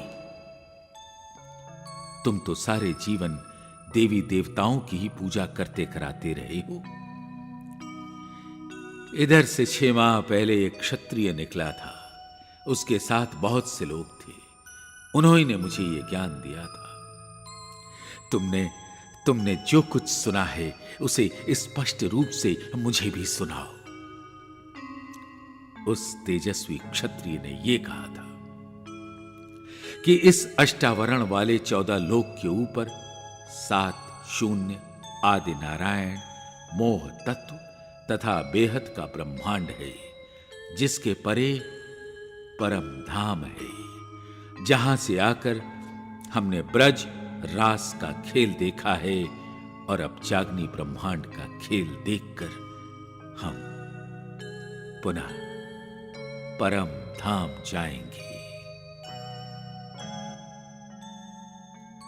तुम्हारे इस आचरण से तो मुझे मजबूर होकर यही कहना पड़ रहा है कि बंदर क्या जाने अदरक का स्वाद। अपने पंडेपन की मानसिकता से जिसको तुम एकमात्र क्षत्रिय समझ रहे हो, वो तो साक्षात पर ब्रह्म के स्वरूप थे। तुम्हें यह अपना सौभाग्य समझना चाहिए कि अक्षरातीत के चरण कमल तुम्हारे यहां 22 दिन तक रहे, लेकिन मुझे दुख है कि तुमने उनसे कुछ भी विशेष लाभ नहीं उठाया। अब तुम्हें उन्हीं की खोज में जा रहा हूं। संपूर्ण पृथ्वी पर जहां भी उनके चरण कमल होंगे, मैं उनके दर्शन करके स्वयं को धन्य धन्य मानूंगा। ये कहते ही वे वहां से चल पड़े। उन्हें ये मालूम भी नहीं था कि आज से 6 माह पहले सिद्धपुर से श्री जी कहां गए होंगे। यदि खोज की उमंग हो और मंजिल तक पहुंचने की अदम्य प्यास हो तो असंभव कुछ भी नहीं होता। खोजते खोजते केशव भट्ट आखिरकार दिल्ली तक पहुंच ही गए, जहां उन्हें श्री जी का दीदार हुआ। उनके दर्शन की प्यासी आंखें तृप्त हो गईं। श्री जी के चरणों में रहकर ब्रह्म ज्ञान ग्रहण करने के पश्चात केशव भट्ट पुनः सिद्धपुर आए और उन्होंने रेवादास सहित बहुत से सुंदर साथ को जागृत किया। केशव भट्ट के सत प्रयासों से सिद्धपुर ब्रह्म ज्ञान का केंद्र बन गया। सिद्धपुर से चलकर श्री जी मेड़ता पहुंचे। वहां पर लाभानंद यति नामक एक तांत्रिक रहा करता था। उसने वहां की सारी जनता को इस प्रकार भयभीत कर रखा था कि उसे छोड़कर अन्य किसी भी महात्मा के पास कोई भी दर्शन हेतु नहीं जा सकता था। श्री जी ने देखा कि उनके पास तो कोई भी डर के कारण नहीं आ रहा है। अतः श्री जी स्वयं लाभानंद यति के यहां गए। चर्चा सत्संग में कदम कदम पर तांत्रिक परास्त हुआ। मूलतः उसे आध्यात्म का कुछ ज्ञान था ही नहीं। उसने तो केवल तांत्रिक क्रियाओं से सबको भयभीत कर रखा था। उसने सोचा यदि नगर के लोगों को यह पता चल जाए कि मुझे श्री प्राणनाथ जी के प्रश्नों का उत्तर नहीं आता, तब तो मेरी सारी इज्जत ही डूब जाएगी और मेरा दबदबा समाप्त हो जाएगा। उसकी रक्षा करने का उसे केवल एक ही उपाय सूझा। उसने अपनी तांत्रिक क्रिया से वशीभूत किए हुए आसुरी प्रवृत्ति वाले सूक्ष्म शरीरधारी भूत प्रेतों को आदेश दिया कि श्री जी सहित सब सुंदर साथ को पत्थरों की वर्षा करके मार डालो। उन राक्षसी प्रवृत्ति के जीवों ने अपनी सारी शक्ति लगा दी, लेकिन उनसे एक कंकड़ी भी नहीं उठी। जबकि यही राक्षस पहले बड़ी बड़ी चट्टानों को उठा लिया करते थे। जहां श्री प्राणनाथ जी की सेवा में संपूर्ण दैवी शक्तियां प्रस्तुत हों, वहां मायावी शक्तियों का बल क्या काम करेगा। जब लाभानंद सारे प्रयास करके भी कुछ नहीं बिगाड़ सका, तो लज्जा के मारे एकांत में मौन व्रत धारण करके बैठ गया। अब श्री प्राणनाथ जी सब सुंदर साथ सहित एक हवेली में विराजमान थे। लाभानंद का भय समाप्त हो जाने पर जनता की भीड़ मधुमक्खियों की भांति आने लगी। श्री जी के दीदार की आशा में बहुत बड़ा जन समूह उमड़ पड़ता था।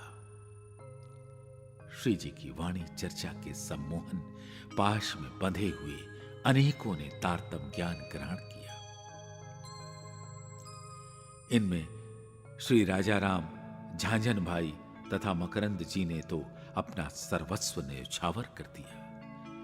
मेड़ते से लेकर पन्ना जी में 3 साल तक सुंदर साथ की संपूर्ण सेवा का खर्च राजा राम तथा झांझन बाई ने उठाया। उनकी ये शोभा परम धाम तक में अखंड रहेगी। धन की 3 ही गति होती है: दान, भोग या विनाश। दान जहां देवत्व का परिचायक है, वहीं भोग विलासिता का। वे धन्य धन्य हैं जो अपने धन को परमात्मा का मानकर ज्ञान के प्रसार या मानवता के कल्याण में खर्च करते हैं। मेड़ते में एक बहुत ही चमत्कारिक घटना घटित हुई। कभी द्वापर युग में श्री कृष्ण जी ने अपने स्पर्श मात्र से कुब्जा दासी के कुबड़ेपन और कुरूपता को दूर किया था, वही लीला श्री जी के द्वारा मेड़ते में हुई। राजा राम की पुत्री का नाम था ललिता। वो कुरूप तो थी ही, उसकी शारीरिक विकृति भी कुब्जा जैसी ही थी। एक दिन श्री प्राणनाथ जी स्नान कर रहे थे। अचानक ललिता भी वहीं आ गई। श्री जी ने जल का एक लोटा ललिता के ऊपर उड़ेल दिया। ये क्या! क्षण भर में ही ललिता सर्वांग सुंदरी बन गई। सच्चिदानंद पार ब्रह्म की कृपा से भला क्या असंभव है।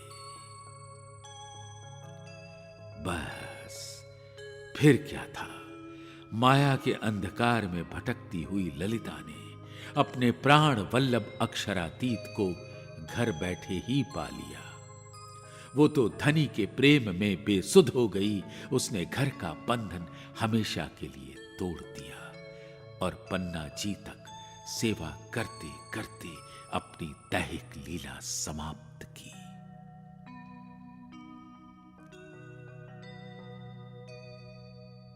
एक दिन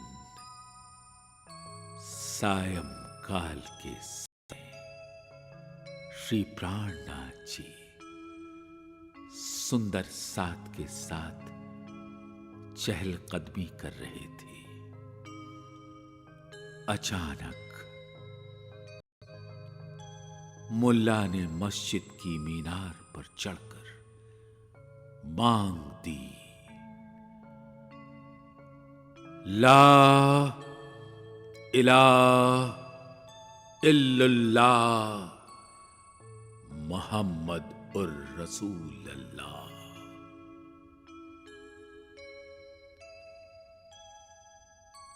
ये सुनकर श्री जी चौंक पड़े।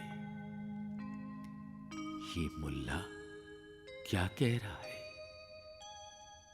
इसके कहने का तो आशय ये है कि जिसे हम क्षर, अक्षर और अक्षरातीत कहते हैं, उसे ही कलमे के अंदर ला इलाहा इल्लल्लाह कहा गया है। दोनों में अद्भुत समानता दृष्टिगोचर हो रही है।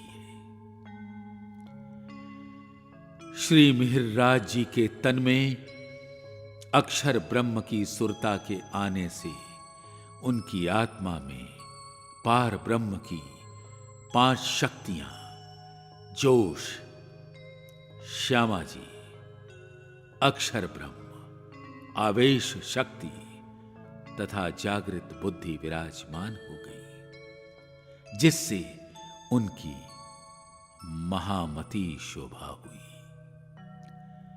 महामती का तात्पर्य ही होता है महानतम बुद्धि के स्वामी।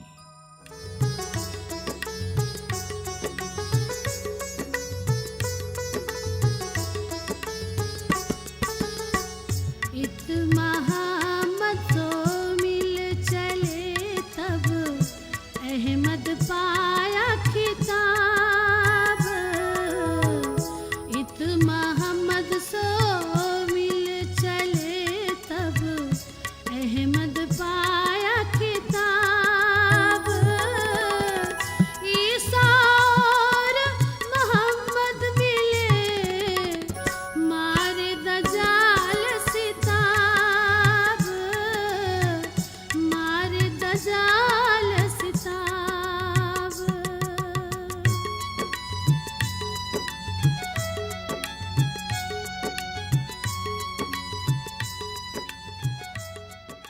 श्री जी ने कहा, लालदास, वेद पक्ष के ग्रंथों में जो कुछ कहा गया है, कते परंपरा में भी वही बात दूसरे शब्दों में कही गई है। इस संसार में जो खूनी संघर्ष चल रहा है, उसका मूल कारण है भाषा, वेशभूषा और कर्म कांड में भिन्नता। उस मूल सत्य को न समझने के कारण ही इस संसार में खून की होलियां खेली जाती रही हैं और धर्म की ओट में मानवता को कलंकित किया जाता रहा है। महमूद गजनवी, मोहम्मद गोरी, तैमूर लंग, सिकंदर लोदी आदि सभी ने अपनी धर्मांधता के कारण ही मंदिरों को तोड़ा और लाखों बेगुनाहों के रक्त से धरती को लाल किया। मात्र मेरठ में तैमूर लंग ने 1 लाख हिंदुओं को मौत के घाट उतार दिया था, जिसमें बच्चों, बूढ़ों और स्त्रियों तक को नहीं छोड़ा गया। ये बर्बर कार्य उसने अपने खुदा को खुश करने के नाम पर किया। क्या इसे ही धर्म कहते हैं? वर्तमान समय में इस परंपरा को औरंगजेब आगे बढ़ा रहा है। वो संपूर्ण भारतवर्ष को इस्लामी शरीयत के अधीन करना चाहता है। काशी, मथुरा जैसे अनेक धर्म स्थानों के मंदिरों को तुड़वाकर वहां मस्जिदें बनवाई जा चुकी हैं।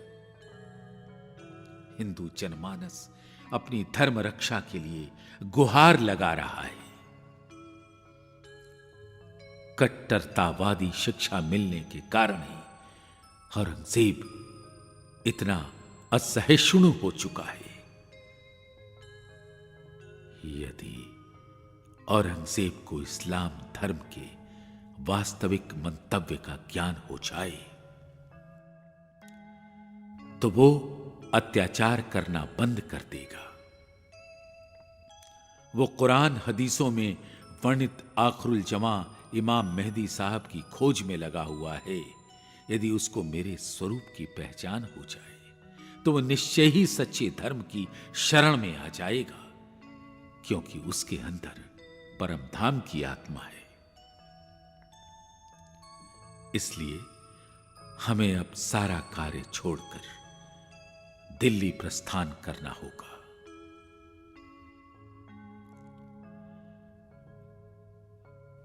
श्री प्राणनाथ जी 4 माह मेड़ते में रहे थे। मेड़ता से दिल्ली प्रस्थान करने से पूर्व श्री जी ने गोवर्धन दास को अटकपार जसवंत सिंह राठौर के पास भेजा था ताकि उन्हें जागृत किया जा सके। उस समय राजस्थान में 3 राजवंश प्रसिद्ध थे। उदयपुर में शिशोदिया वंश, जयपुर में कछवाहा वंश तथा मारवाड़ के जोधपुर में राठौर वंश। ये वही जसवंत सिंह थे जिनके 13 वर्षीय वीर पुत्र पृथ्वी सिंह ने केशरी सिंह का जबड़ा पकड़कर चीर डाला था। इस दृश्य को देखकर औरंगजेब भी दहल गया था। उसने सोचा कि यदि ये बालक रहेगा तो मेरी सत्ता को समाप्त कर देगा। उसने धोखे से जसवंत सिंह को अफगानिस्तान पर हमला करने के लिए भेज दिया तथा पृथ्वी सिंह को जहर देकर मरवा डाला। इस दुखद घटना को सुनते ही जसवंत सिंह ने भी शरीर छोड़ दिया। ये सभी सूर्यवंशी क्षत्रिय थे और वीरता के क्षेत्र में जसवंत सिंह राठौर की बहुत ख्याति थी। गोवर्धन भट्ट जी की ज्ञान चर्चा का जसवंत सिंह पर कोई असर नहीं हुआ और वे खाली हाथ लौट आए। मुकुंदास जी ने सूरत में तारतम ज्ञान ग्रहण किया था। उनका विवाह कुछ समय पहले ही हुआ था। उन्होंने अपनी पत्नी को श्री जी के साथ चलने के लिए कहा। पत्नी के मना करने पर मुकुंदास जी ने उसे अंतिम प्रणाम कहा और दिल्ली आकर श्री जी के चरणों में स्वयं को समर्पित कर दिया। श्री जी गोकुल, मथुरा, आगरा होते हुए दिल्ली आए। वे दिल्ली में विट्ठल गौर की हवेली में 6 मास तक रहे। ठट्ठा नगर, मेड़ता आदि के सुंदर साथ यहीं पर आकर श्री जी से मिले। अटक से आने के पश्चात गोवर्धन जी लाल दरवाजे में गंगाराम की दुकान में ठहरे। वहां उन्होंने ज्ञान चर्चा सुनाकर गंगाराम तथा आशाजीत वकील को जागृत किया। उर्दू बाजार में घूमते समय उनकी भेंट गरीबदास जी से हुई। उन्हीं के माध्यम से गोवर्धन को पता चला था कि श्री जी सैयद की हवेली में ठहरे हुए हैं। गोवर्धन ने आकर श्री जी के चरणों में प्रणाम किया और अटक पार का सारा विवरण कह सुनाया। उनके साथ गंगाराम भी आए थे। सैयद की हवेली से लाल दरवाजे आकर श्री जी और लालदास जी ने औरंगजेब के नाम एक पत्र लिखा, जिसमें कुरान शरीफ के 22 प्रश्न लिखे गए थे। ये प्रश्न क़यामत के निशान तथा आखिरुल जमा इमाम मेहदी साहब के प्रकटन के संबंध में थे। इस पत्र को लिखने के पश्चात श्री जी के निर्देशन में सब सुंदर साथ की एक गोपनीय सभा हुई, जिसमें इस विषय पर विचार किया गया कि औरंगजेब बादशाह तक पहुंचने का क्या तरीका हो सकता है। आशाजीत वकील ने कहा कि हे श्री जी, ये पत्र हिंदुस्तानी भाषा और देवनागरी लिपि में लिखा गया है, जिसे बादशाह किसी भी कीमत पर नहीं पढ़ सकता है। इस्लामी शरीयत के इस राज्य में यदि बादशाह प्रातःकाल किसी भी हिंदू का मुख देख ले तो उसकी गर्दन कटवा दी जाती है, क्योंकि उसकी नजर में हिंदू नापाक होते हैं। वो अपने को तो मोमिन मानता है और हिंदुओं को काफिर कहता है। इस पत्र से कोई भी लाभ नहीं होने वाला है। श्री प्राणनाथ जी लाल दरवाजे में एक क्षत्रिय की हवेली में 2 माह तक ठहरे। इस हवेली में एकांत में वेद वेदांत की चर्चा होती थी। उस चर्चा में एक सूफी फकीर भी आया करता था। श्री प्राणनाथ जी की चर्चा से दयाराम तथा चंचल दास की आत्मा जागृत हुई। शेख बदल तथा अनंतराम पहले ही श्री जी के चरणों में आ चुके थे। दयाराम, गंगाराम तथा चंचल दास जब भी आते श्री जी के चरणों में भेंट करने के लिए कोई न कोई वस्तु अवश्य लाते। इस समय सूरत से लक्ष्मीदास जी सपरिवार दिल्ली आए। उनके मन में श्री जी की सेवा करने की भावना थी। धाम धनी की लीला बड़ी ही विचित्र होती है। उसे मानवीय बुद्धि से पूर्ण रूपेण कदापि नहीं समझा जा सकता है। लक्ष्मीदास जी के घर में विचित्र लीला प्रारंभ हो गई। राजी आवेश स्वरूप से दर्शन देने लगे।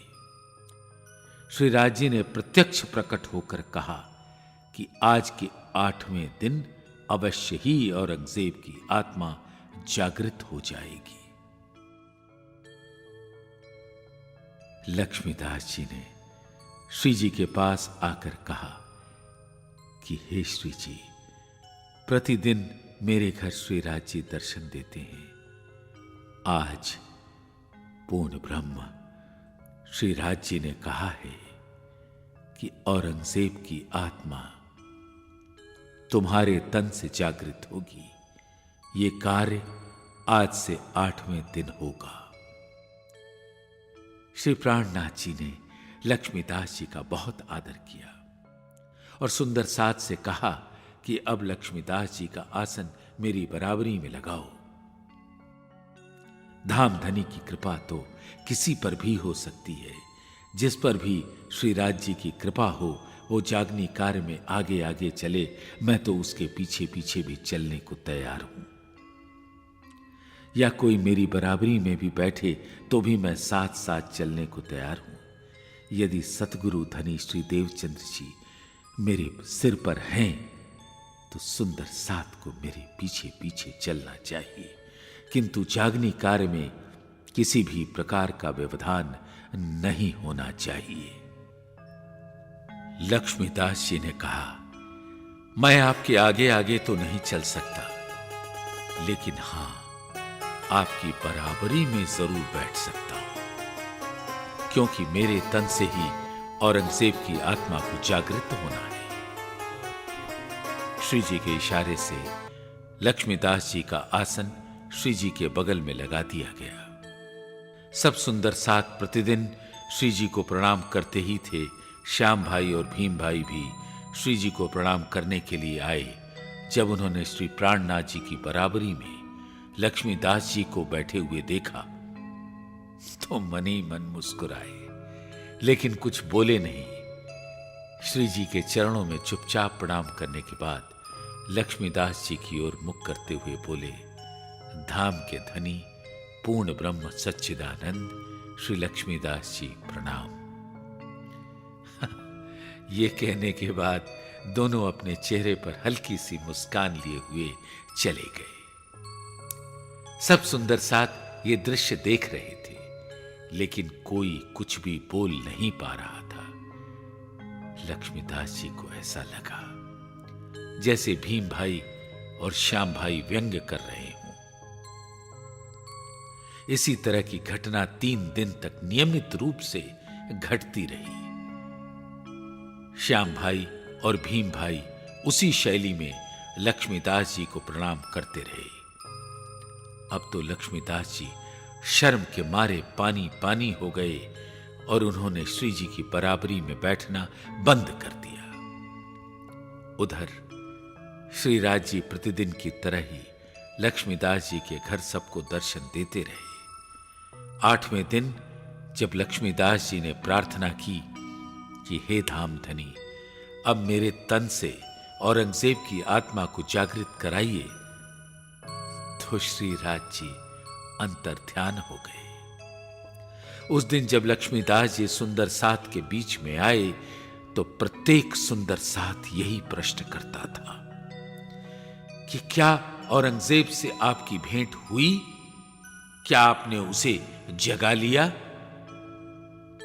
लक्ष्मीदास जी उनसे तो कुछ नहीं बोले, बल्कि श्री जी के चरणों में बैठकर प्रणाम करके सारी घटना सुनाने लगे कि किस प्रकार श्री राज जी अंतर्ध्यान हो गए। श्री जी बोले तो कुछ नहीं, मुस्कुराते हुए चुपचाप सुनते रहे। जब सुंदर सात को इस बात की जानकारी हुई तो सब खुलकर हंसने लगे। लक्ष्मीदास जी सिर नीचे किए हुए सबकी हंसी सुनते रहे। धाम धनी के द्वारा यह हंसी की लीला इसलिए की गई कि सुंदर सात ब्रह्मवाणी के कथनों में अटूट आस्था रखे। जब ब्रह्मवाणी में स्पष्ट रूप से कहा गया है कि सबकी आत्मा को जगाने की शोभा महामती जी को है, तो लक्ष्मीदास जी को कैसे मिल सकती थी? वाणी की महत्ता को स्थापित करने के लिए ही श्री राज जी ने अपनी कही हुई बात को भी झूठी सिद्ध करवाया। इस हंसी की लीला में यह सिखापन है कि भविष्य में सुंदर सात वाणी के कथन के विपरीत किसी के भी कथन को सत्य न माने। इस घटना के पश्चात श्री जी शाहजहांपुर बुड़िए आए। वहां मृगी की बीमारी फैली हुई थी। उस भयंकर बीमारी की गिरफ्त में नागजी भाई भी आ गए। उनके सामने प्रत्यक्ष मौत खड़ी थी, लेकिन श्री प्राणनाथ जी की कृपा से उनका जीवन पूर्णतया सुरक्षित रहा। मृत्यु उनका कुछ भी बिगाड़ न सकी। यहां से श्री जी ने निर्मल दास जी को 4 सुंदर सात के साथ खड़कारी के राजा के पास भेजा। माया का जीव होने के कारण वो जागृत नहीं हो सका। लगभग 10-11 दिन वहां रहने के पश्चात सभी सुंदर साथ श्री जी के चरणों में आ गए। 22 प्रश्नों का जो पत्र हिंदुस्तानी भाषा में तैयार किया गया था, उसे फारसी भाषा में तैयार कराकर श्री प्राणनाथ जी ने भीम भाई तथा लालदास जी को आदेश दिया कि औरंगजेब तक इसे पहुंचाओ। दोनों तैयार होकर बूढ़िए से दिल्ली तक आए, किंतु अक्षरातीत श्रीराज जी ने महामती जी के दिल में ये प्रेरणा दी कि अभी सफलता नहीं मिलेगी, इसलिए उनको वापस बुलवाया जाए। श्री जी ने कान्हजी भाई को उन्हें वापस बुलाने हेतु भेज दिया। कान्हजी भाई ने दिल्ली आकर भीम भाई तथा लालदास जी से कहा, श्री जी का आदेश है कि अभी औरंगजेब को पैगाम नहीं देना है, क्योंकि अभी इस कार्य में सफलता नहीं मिलेगी। मुझे वहां आने दो, वहां आकर के विचार करेंगे कि कैसे पैगाम देना है, तब आगे का कार्य किया जाएगा। भीम भाई तथा लालदास जी वापस बूढ़िए आ गए। यहां पर श्री प्राणनाथ जी 1 माह तक रहे। उसके पश्चात हरिद्वार के लिए प्रस्थान किया।